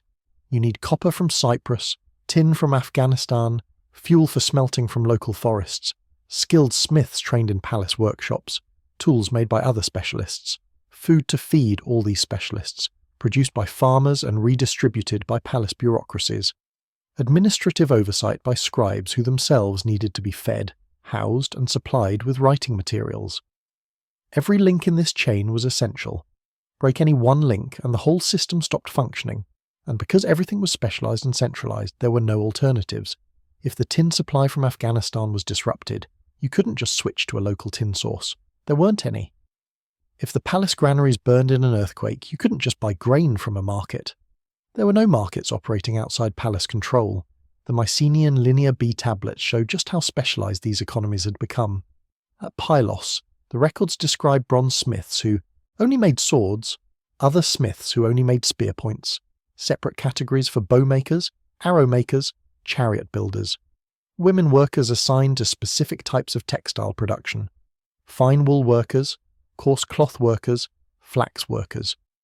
Each person had a precise role in a vast economic machine managed entirely by palace administrators. This degree of specialization created efficiency under normal conditions. A smith who only makes swords gets really good at making swords. But specialization also creates vulnerability. If something disrupts the system, that swordsmith can't easily switch to growing food or making simple tools. His knowledge is hyper-specialized, valuable only in the context of a functioning palace economy. Now imagine the drought begins, crop yields drop. The palace has less grain in its reserves. It has to make choices about who gets fed. Maybe it cuts rations to the less essential specialist first, the fine wool workers, some of the artistic craftsmen. These people now face starvation. They leave the palace system trying to return to subsistence farming, but they don't know how to farm. They've been specialist workers their entire lives. The palace loses these workers and their specialized knowledge with them. Techniques that took generations to develop, craft secrets passed from master to apprentice, all gone. And the loss isn't just in one category. As food becomes scarcer, more and more specialists have to abandon their roles. The system begins contracting. Then an earthquake hits. The palace itself is damaged. The granaries collapse. The administrative archives are destroyed or damaged. The scribes, the people who manage the entire economic system, lose their records. They don't know what's been distributed, what's owed, who's supposed to be working where. The administrative system that holds everything together falters. Meanwhile, the tin caravans from the east have stopped arriving because kingdoms along the trade route are experiencing their own crises. Bronze smiths can't get tin. They start melting down old tools, but that's a stopgap. Without new bronze, weapon production slows. The military effectiveness of the kingdom declines. Raiders see opportunity. Attacks increase. The palace tries to respond to each crisis, but it's overwhelmed. Every problem requires resources the palace no longer has. Rebuilding from earthquake damage requires labor and materials. Defending against raiders requires bronze weapons. Maintaining the administrative system requires feeding scribes. Growing food requires water that isn't falling from the sky. Each problem feeds into the others, creating a vicious cycle. This is what complexity theorists call a cascade failure. One component fails, increasing stress on other components, which then fail, increasing stress on still other components, until the entire system collapses. And the more complex and interconnected the system, the faster and more completely it fails. The Bronze Age. Collapse was a textbook cascade failure, except it happened 3,000 years before anyone developed the mathematical models to understand it. The environmental stresses, drought, earthquakes, possibly volcanic cooling, these were the initial shocks. But those shocks wouldn't have caused complete civilizational collapse if the system hadn't been so tightly coupled and lacking in redundancy. Compare this to systems that survived. Assyria made it through the Bronze Age collapse relatively intact. Why? Because Assyria was less interconnected. The Assyrian economy was more self-sufficient, less dependent on long-distance trade. When Mediterranean trade networks collapsed, Assyria felt effects but didn't experience existential crisis. They had local copper sources. They were developing iron technology, which didn't require tin. Their agricultural base in northern Mesopotamia was less affected by the Mediterranean megadrought. Egypt survived too, though severely weakened. Egypt's survival came from geographic factors. The Nile provided relatively reliable agriculture, even during regional drought. Egypt's centralized state was strong enough to maintain order during crisis, and crucially, Egypt was at the end of trade routes, not in the middle. When trade collapsed, Egypt lost revenue and resources but wasn't as vulnerable to cascade failures as kingdoms that depended on goods flowing through their territories. But in the Aegean, Anatolia, and the Levant, where interconnection was deepest and specialization most extreme, the cascade was unstoppable. The Mycenaean palaces fell one after another. The Hittite Empire vanished. The Levantine city-states were destroyed or abandoned. The system was so tightly woven that pulling a few threads unraveled everything. And here's what makes cascade failures particularly devastating. They're non-linear. The system doesn't degrade proportionally to the damage. It holds together, holds together, holds together, then suddenly collapses completely. There's a tipping point, and once you cross it, failure is rapid and total. Think of it like a bridge. You can stress a bridge gradually, adding more weight, and it will handle the increased load up to a point. But at some critical threshold, The bridge doesn't just sag a bit more, it collapses catastrophically.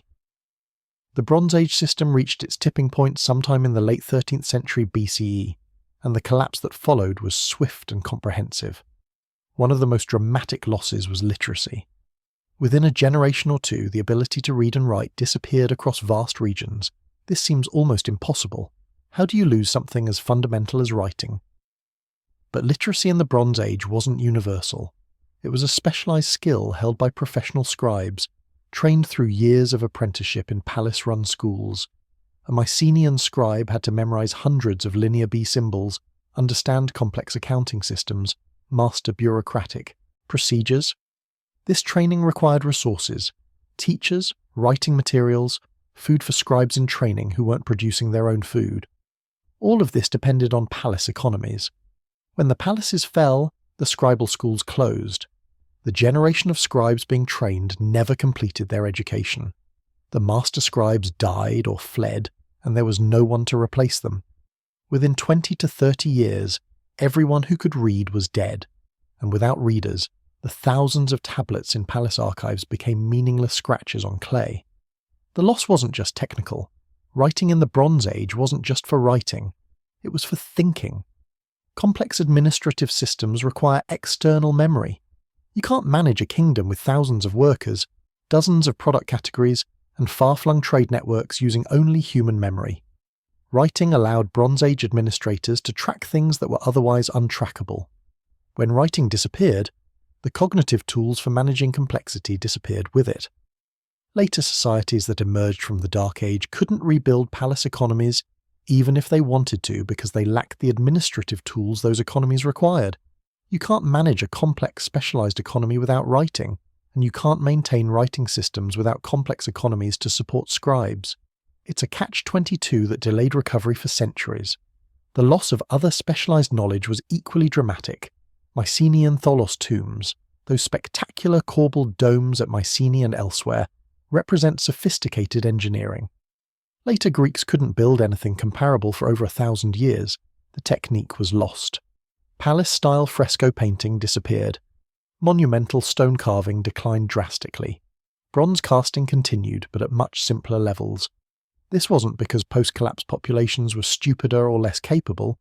It was because knowledge in complex societies is distributed and specialized. The architect who designed a tholos tomb probably couldn't cast bronze or navigate by stars or manage agriculture. He knew his specialty, and he depended on a functioning economy to support his specialization. When the economy collapsed, specialized knowledge that wasn't immediately useful for survival was lost within a generation. Modern parallels make this easier to understand. Think about the 2008 financial crisis. The initial problem was subprime mortgages in the United States, a fairly specific issue. But because the global financial system was tightly interconnected, with banks worldwide holding assets based on these mortgages, the failure cascaded. Banks in Europe failed. Credit markets froze globally. Stock markets crashed. The interconnection that had created efficiency in good times transmitted failure in bad times. Or think about supply chain disruptions.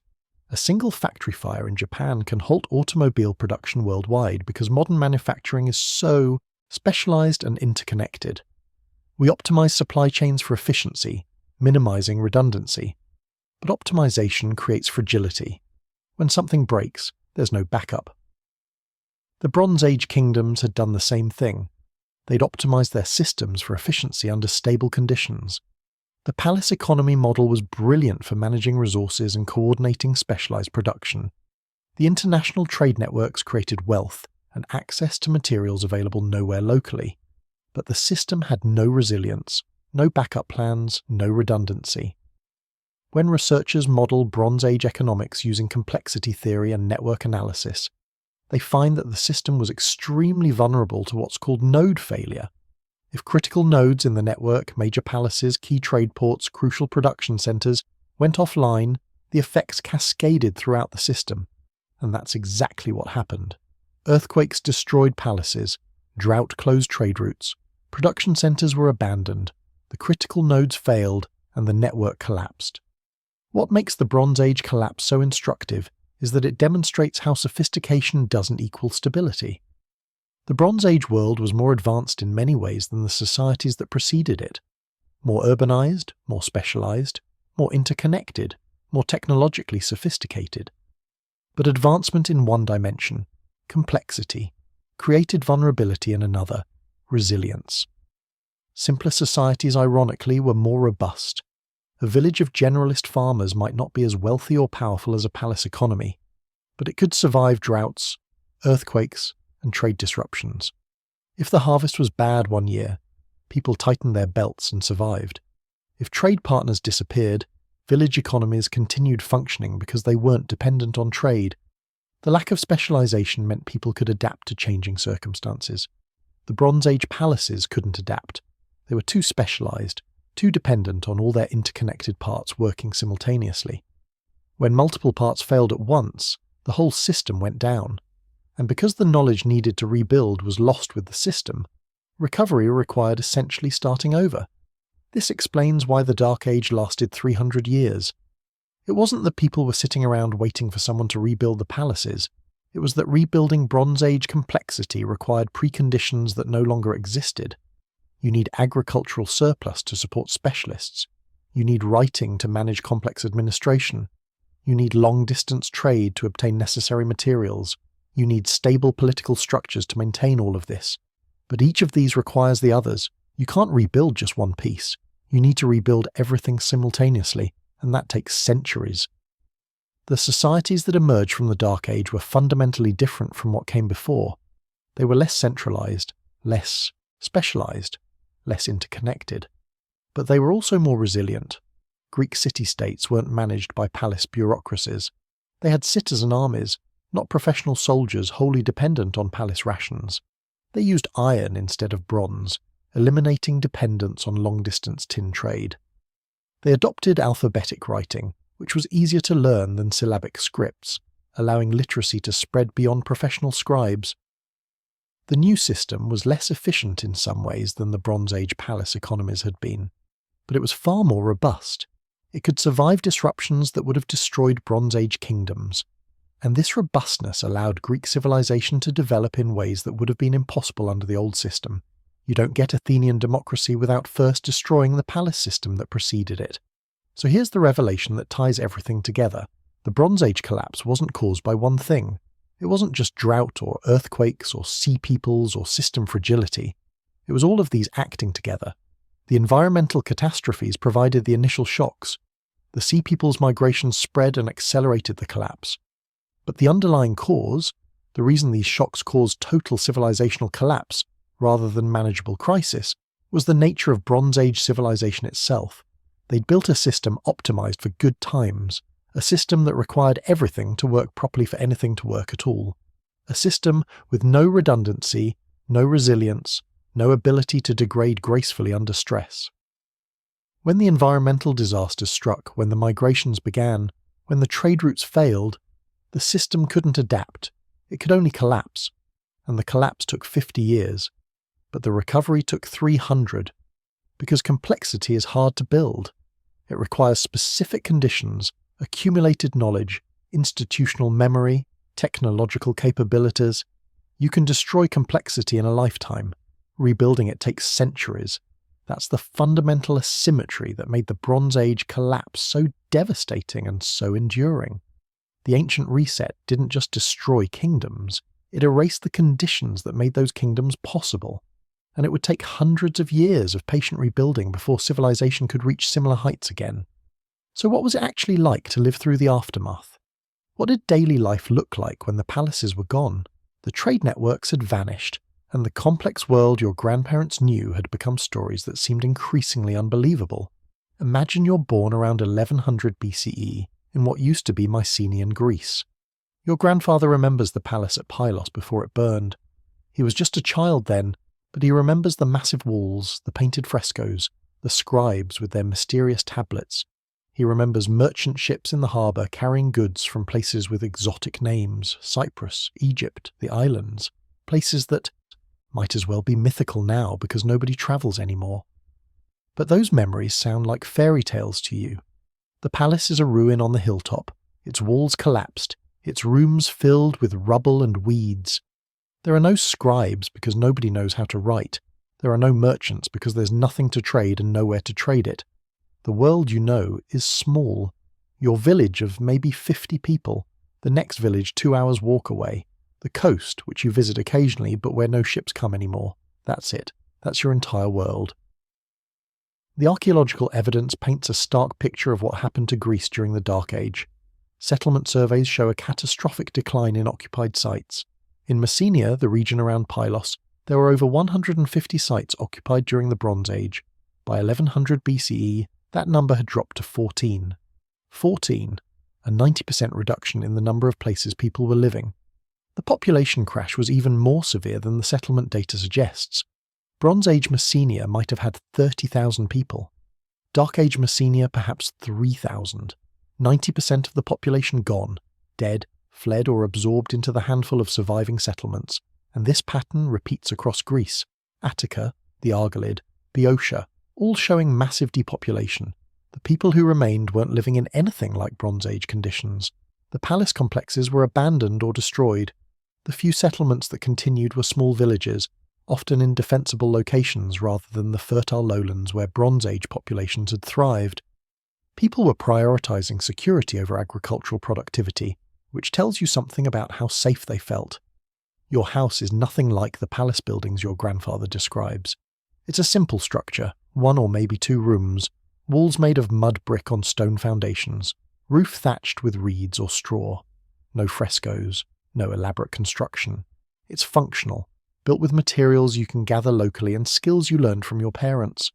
When it needs repair, you fix it yourself. There are no specialist builders anymore. The pottery you use is crude compared to what archaeologists find in Bronze Age layers. Bronze Age Mycenaean pottery was sophisticated, wheel-thrown, decorated with elaborate painted designs. The pottery from the early Dark Age is handmade, irregular, decorated simply if at all. This isn't because people forgot how to make good pottery. It's because making fine pottery requires specialized potters, time for elaborate decoration, and firing techniques that work best at scale. When you're living in a village of 50 people, where everyone needs to contribute to food production, you don't have the surplus for specialist potters. You make your own vessels, good enough for storing grain and water, and that's sufficient. The tools you use are increasingly made of iron rather than bronze. This sounds like technological progress, and in some ways it is, but it's also adaptation to necessity. Iron is inferior to bronze for most purposes. It's harder to work, produces a softer metal, unless you know sophisticated steel-making techniques which your society doesn't, and iron tools require more frequent sharpening. But iron has one critical advantage. The ore is available locally. Bronze required copper and tin from distant sources. When the trade networks collapsed, bronze became unavailable. Smiths melted down old bronze items as long as they could, but eventually the scrap ran out. Iron ore, in contrast, exists in many locations. A village smith with basic metalworking knowledge could produce iron tools. They weren't as good as the bronze tools your grandparents used, but they were better than nothing. And as smiths gained experience working with iron, they gradually improved their techniques. This is how technological change actually happens during collapse. Not through innovation driven by surplus and experimentation, but through adaptation, working with inferior materials because the superior ones aren't available anymore. Slowly, over generations, learning to make those inferior materials work better. Eventually, centuries later, iron technology would surpass bronze. But in the Dark Age, it was a step backward made necessary by circumstance. Food is your constant concern. Bronze Age palace economies redistributed grain, ensuring that specialists who didn't farm still ate. But there are no palaces anymore, no redistribution systems. Everyone farms now, or at least everyone contributes to food production in some way. Even the village leader, assuming you have one, works his own fields. The drought is ongoing.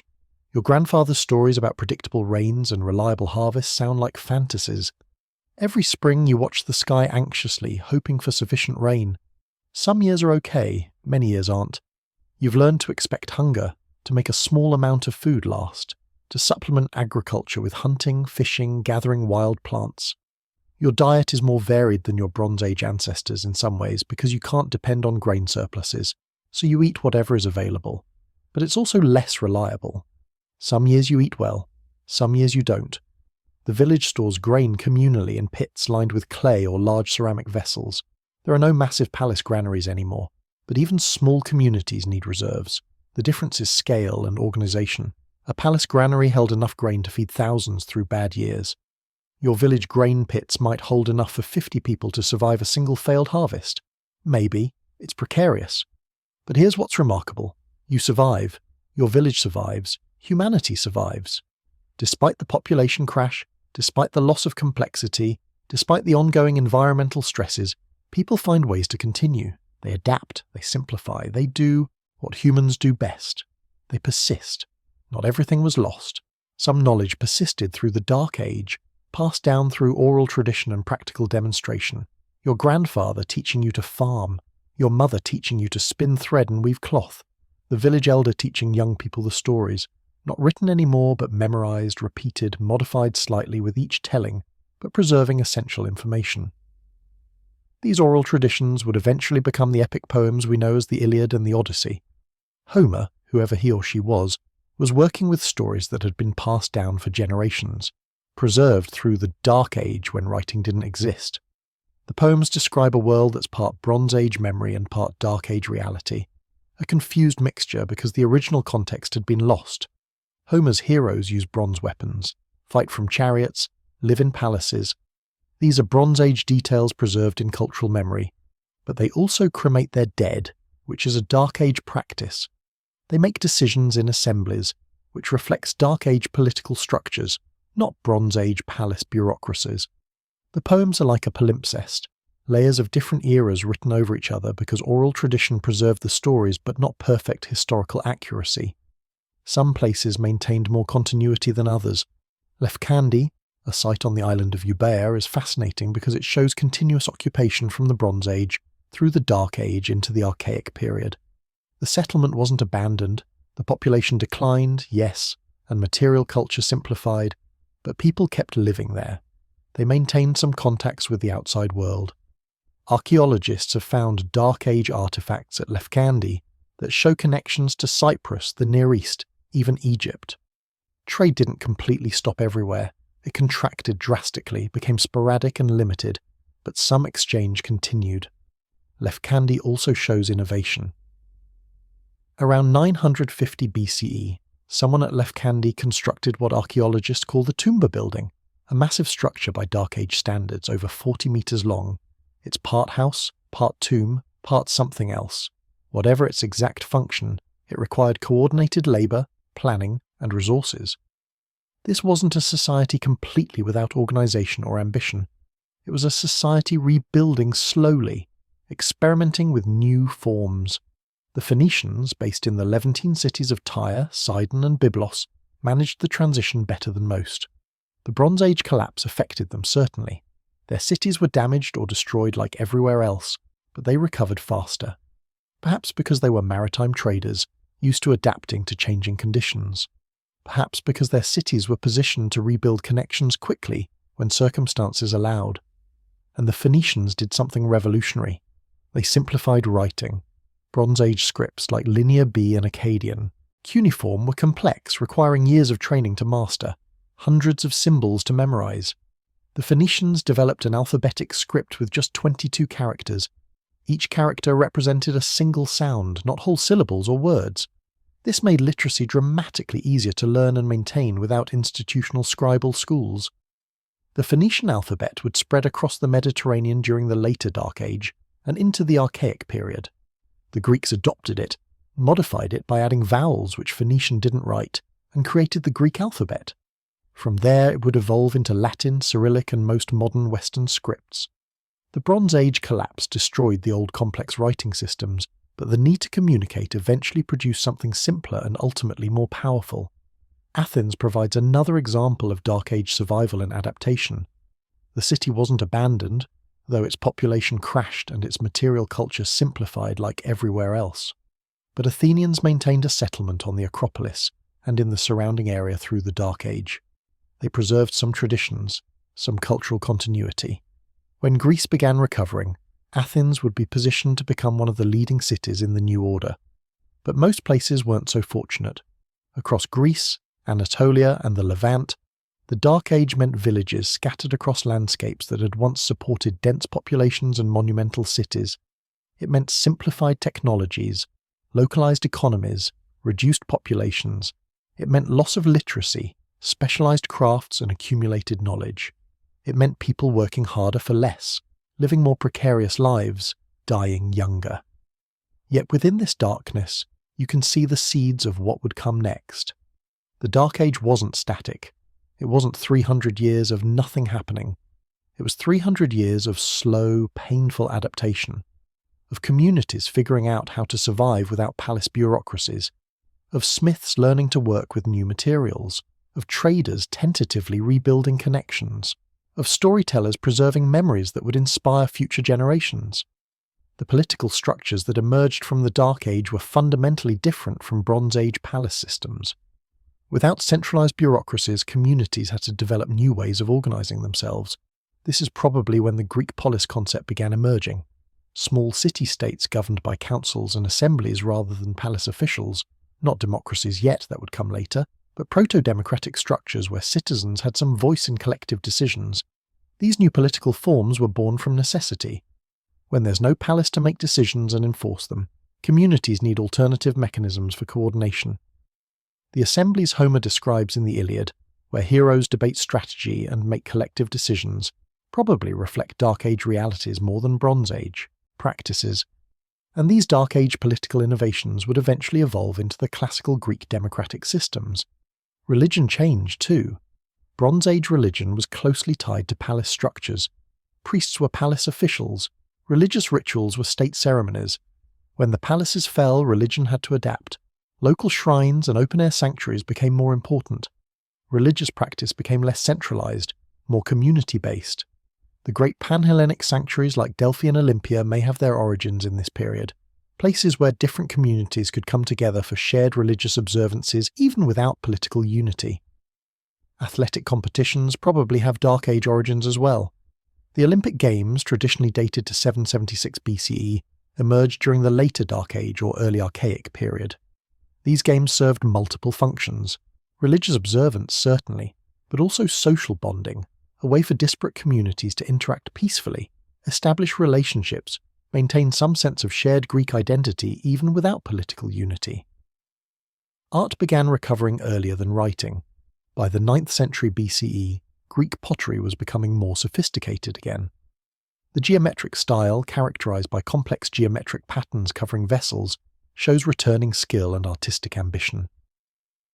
Metalworking improved. Sculptors began working stone again, initially crude but gradually more skilled. The artistic traditions hadn't been entirely lost, and as conditions stabilized, they recovered. But perhaps the most important transformation was psychological. The survivors of the Dark Age learned something their Bronze Age ancestors hadn't fully internalized. They learned that complexity is fragile, that centralized systems can fail catastrophically, that self-reliance and local resilience matter more than sophisticated bureaucracies.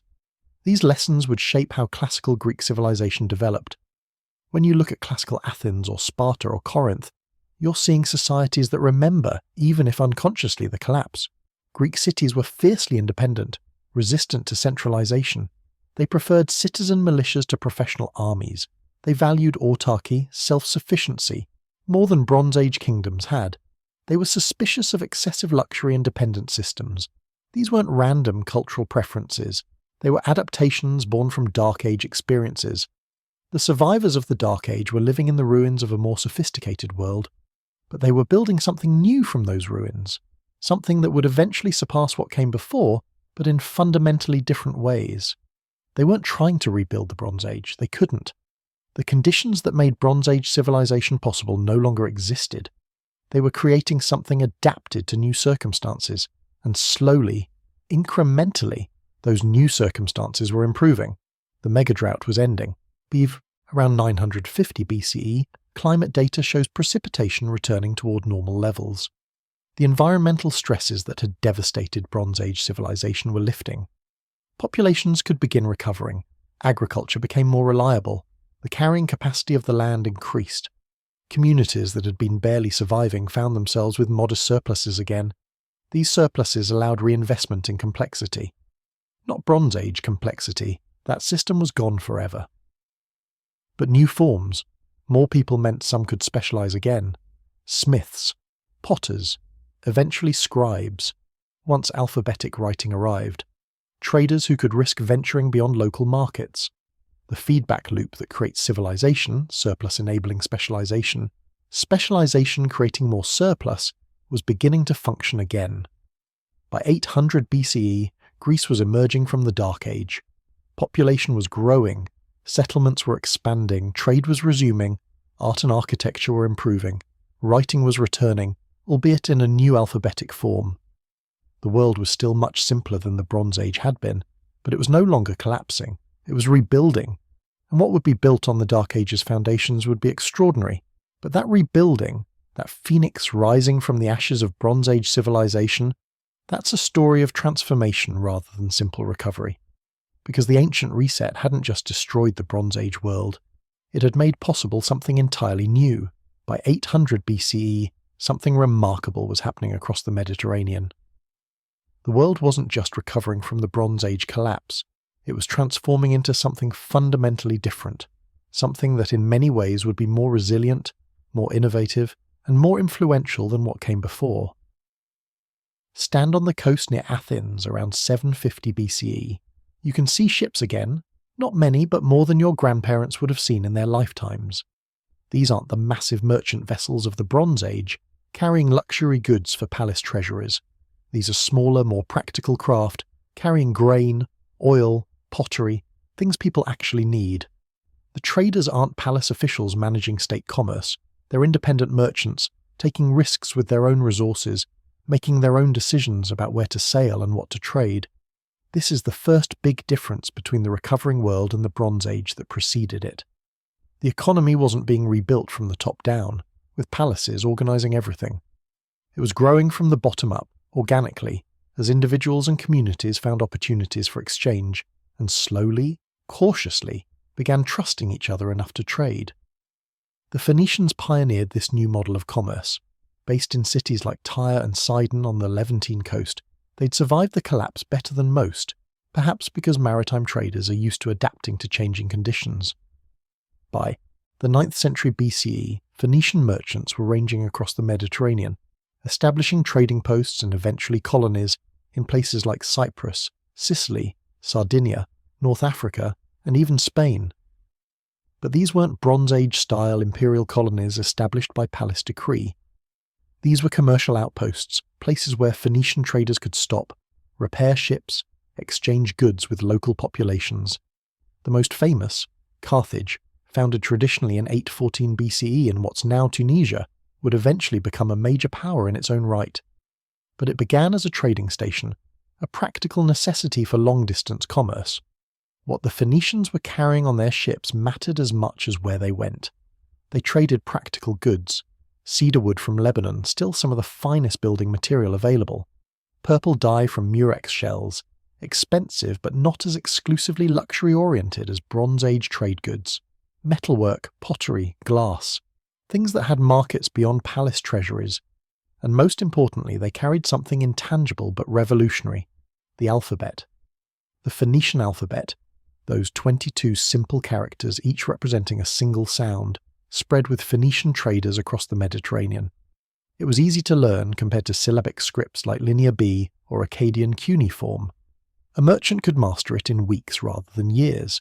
You didn't need scribal schools or palace bureaucracies to maintain literacy. Anyone with moderate intelligence and some practice could read and write.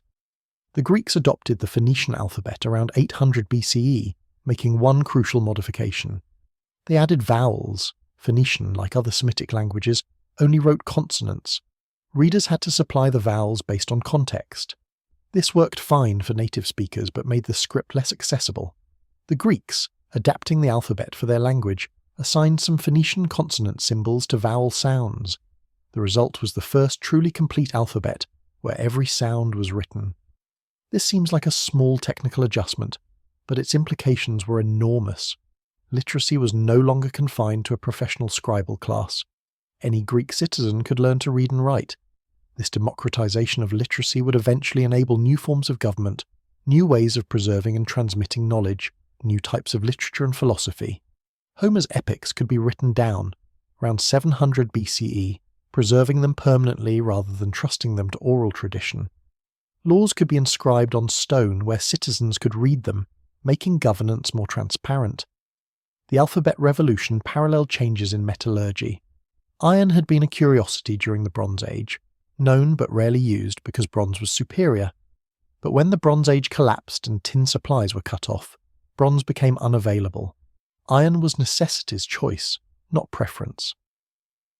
But as Dark Age smiths gained experience working with iron over generations, they developed better techniques. By the 8th century BCE, smiths had learned that repeatedly heating and hammering iron could produce a harder material, what we'd call steel, though they wouldn't have used that term. Quenching hot iron in water or oil made it harder still. These weren't scientific discoveries in any modern sense. They were practical knowledge gained through experimentation and observation. But the result was that iron tools and weapons gradually became as good as bronze had been, then better, and iron had massive advantages. The ore was available locally in many regions. You didn't need international trade networks to obtain it. A village smith with basic metalworking skills could produce serviceable iron tools. This decentralized technology in ways that had been impossible with bronze. You didn't need palace workshops and controlled trade routes. You just needed iron ore, fuel, and knowledge that could be passed from smith to smith. Iron democratized warfare too. Bronze Age armies had been elite forces, professional warriors equipped by palaces with expensive bronze armour and weapons. Only wealthy kingdoms could afford them. But iron weapons and armour were cheaper to produce. This enabled the development of citizen militias, armies composed of ordinary farmers who equipped themselves. The Greek hoplite phalanx, that famous formation of heavily armed citizen soldiers, was only possible because iron made armour and weapons accessible to people who weren't professional warriors or palace dependents. This shift had profound political implications. When warfare depends on elite warriors supported by palaces, political power concentrates in those palaces. But when defence depends on citizen militias, citizens gain political leverage. If you're expected to fight for your city, you reasonably expect a voice in how it's governed. The Greek polis, the city-state system that would define classical Greece, emerged partly from this changed military reality. The polis was fundamentally different from Bronze Age palace kingdoms. It was smaller, typically encompassing a city and its surrounding agricultural territory, a few hundred to a few thousand square kilometres. Athens was large for a polis, eventually controlling all of Attica, about 2,500 square kilometres. Sparta controlled Laconia and Messenia, maybe 8,000 square kilometres. Most city-states were smaller, but size isn't what made the polis revolutionary. Political structure was. Unlike Bronze Age kingdoms ruled by palace bureaucracies, the polis was governed, at least theoretically, by its citizens. Not everyone was a citizen. Women, slaves, and foreigners were excluded.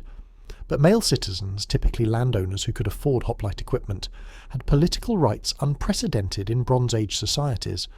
Different city-states developed different systems. Sparta evolved into an oligarchy with 2 kings and a council of elders.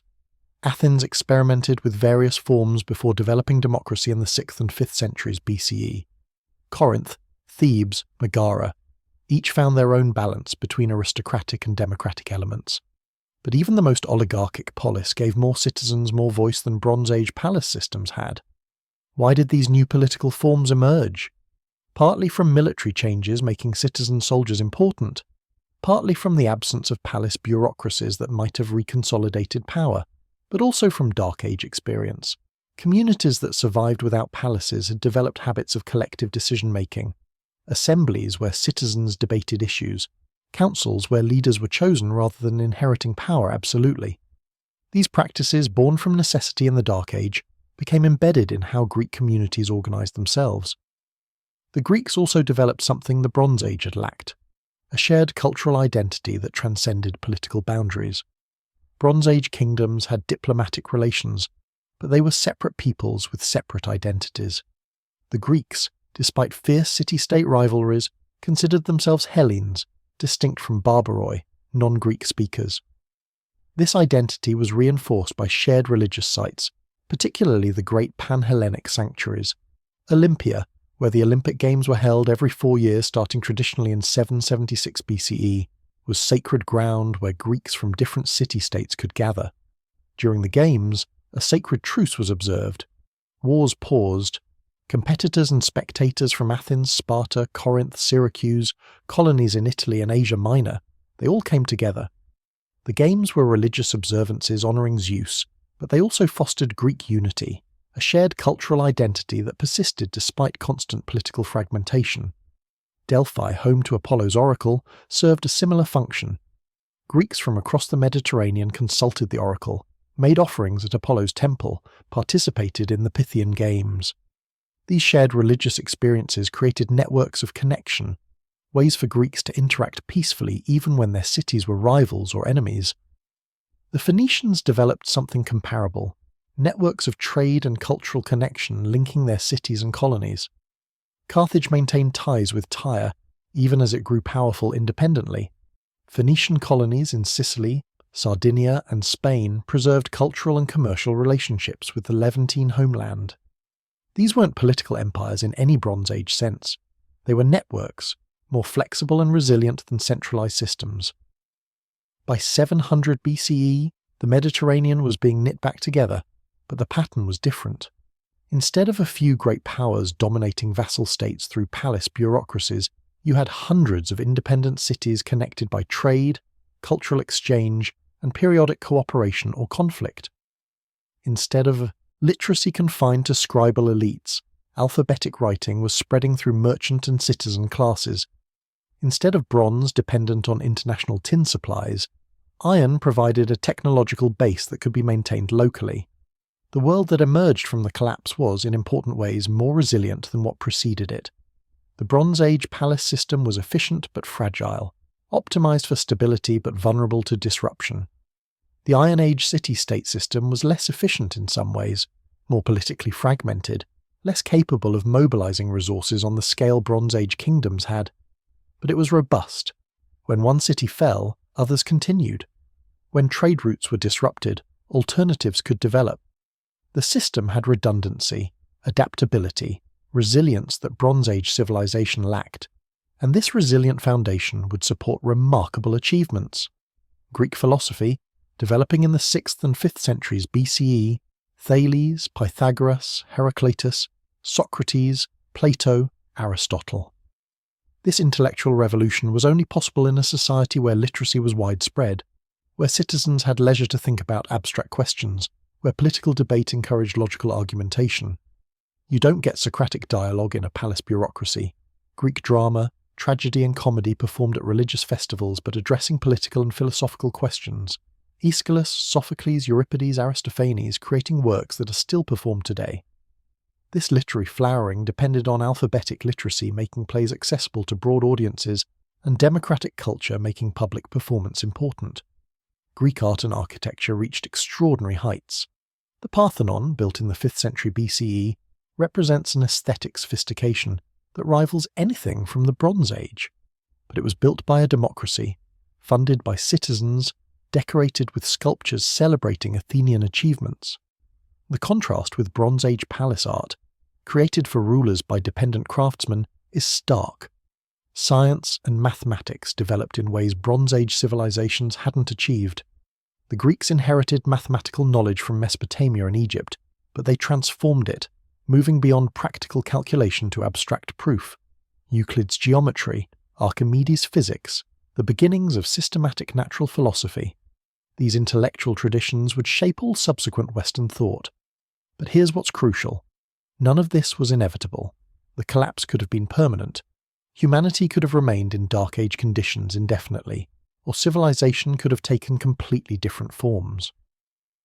The specific achievements of classical Greece weren't predetermined by the collapse. They were choices made by people working with the opportunities and constraints the collapse created. What the collapse did do was destroy Bronze Age political and economic structures that might have prevented these developments. You probably don't get Athenian democracy if the Mycenaean palace system had survived. The palace bureaucracy would have adapted, maintained control, prevented power from dispersing to citizen assemblies. You probably don't get widespread literacy if linear B-scribal schools had continued. The professional scribal class would have had incentive to keep literacy restricted to themselves. You You probably don't get independent philosophical inquiry if palace religious systems had remained dominant. The collapse cleared the ground. It destroyed structures that had become too rigid, too optimized for specific conditions, too fragile. And on that cleared ground, new growth became possible. Not predetermined, not automatic, but possible in ways that hadn't been before. This is the paradox of the ancient reset. It was catastrophic. It caused immense suffering. It set civilization back centuries in many measurable ways. But it also created opportunities. It forced innovation. It enabled transformations that might never have occurred without the destruction of the old system. We live in the world the Bronze Age collapse created. Western political traditions, democracy, republicanism, citizenship, these trace back to Greek innovations that emerged from post-collapse conditions. Alphabetic writing, the foundation of Western literacy, came from Phoenician innovations driven by post-collapse trade needs. The scientific method, systematic philosophy, dramatic literature, Olympic athletics, all have roots in civilizations shaped by recovering from catastrophe. The reset wasn't the end. It was, impossibly, a beginning. The beginning of political forms more inclusive than palace bureaucracies. The beginning of intellectual traditions more questioning than Bronze Age thought. The beginning of technologies more accessible than Bronze Age crafts. The world that recovered from the collapse was different from what came before, in some ways simpler, in many ways better.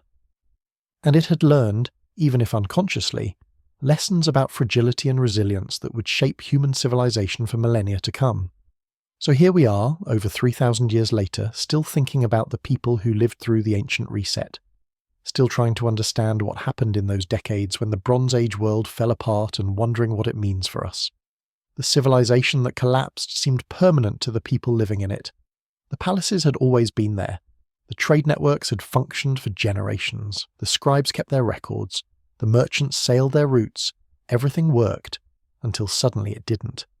And then the sophisticated world they knew was gone, replaced by something simpler, but ultimately more resilient. We live in a world far more interconnected than the Bronze Age ever was. Our supply chains span the globe. Our technologies depend on rare materials mined on distant continents. Our systems are optimized for efficiency in ways that would astound Bronze Age administrators. And that interconnection has given us prosperity, knowledge, and capabilities that would seem like magic to ancient peoples. But the Bronze Age collapse whispers a question across the millennia. What happens when optimized systems face unexpected stresses? What happens when everything we assume will keep working stops working? The ancient world learned that complexity is fragile, that sophistication doesn't guarantee survival, that sometimes you have to lose everything to build something better. But here's the comfort the collapse offers. Humanity survived. Not just survived, but eventually thrived. The people who lived through the Dark Age, farming their small fields, telling their stories by firelight, maintaining hope through generations of hardship, they persisted. And their persistence gave us democracy, philosophy, science, art. Everything we value in Western civilization traces back to people who refused to give up when giving up would have been so much easier. You carry their resilience in you, their stubbornness, their ability to adapt when conditions change, their capacity to rebuild when everything falls apart. The ancient reset reminds us that civilizations are more fragile than we think, but humans? We're tougher than any civilization we build. So if you enjoyed this journey through ancient catastrophe and recovery, hit that like button and maybe drop a comment telling me where you're listening from and what time it is. I love seeing this community spread across the world. Tokyo in the morning, London at midnight, São Paulo at sunset, all exploring history together. And now, let the ancient world fade. Let the Bronze Age palaces crumble back into ruins. Let the voices of the past grow quiet. The story is told. The collapse happened, the recovery came, and you, descendant of survivors, can rest now knowing that whatever tomorrow brings, humans have faced worse and endured. Sleep well.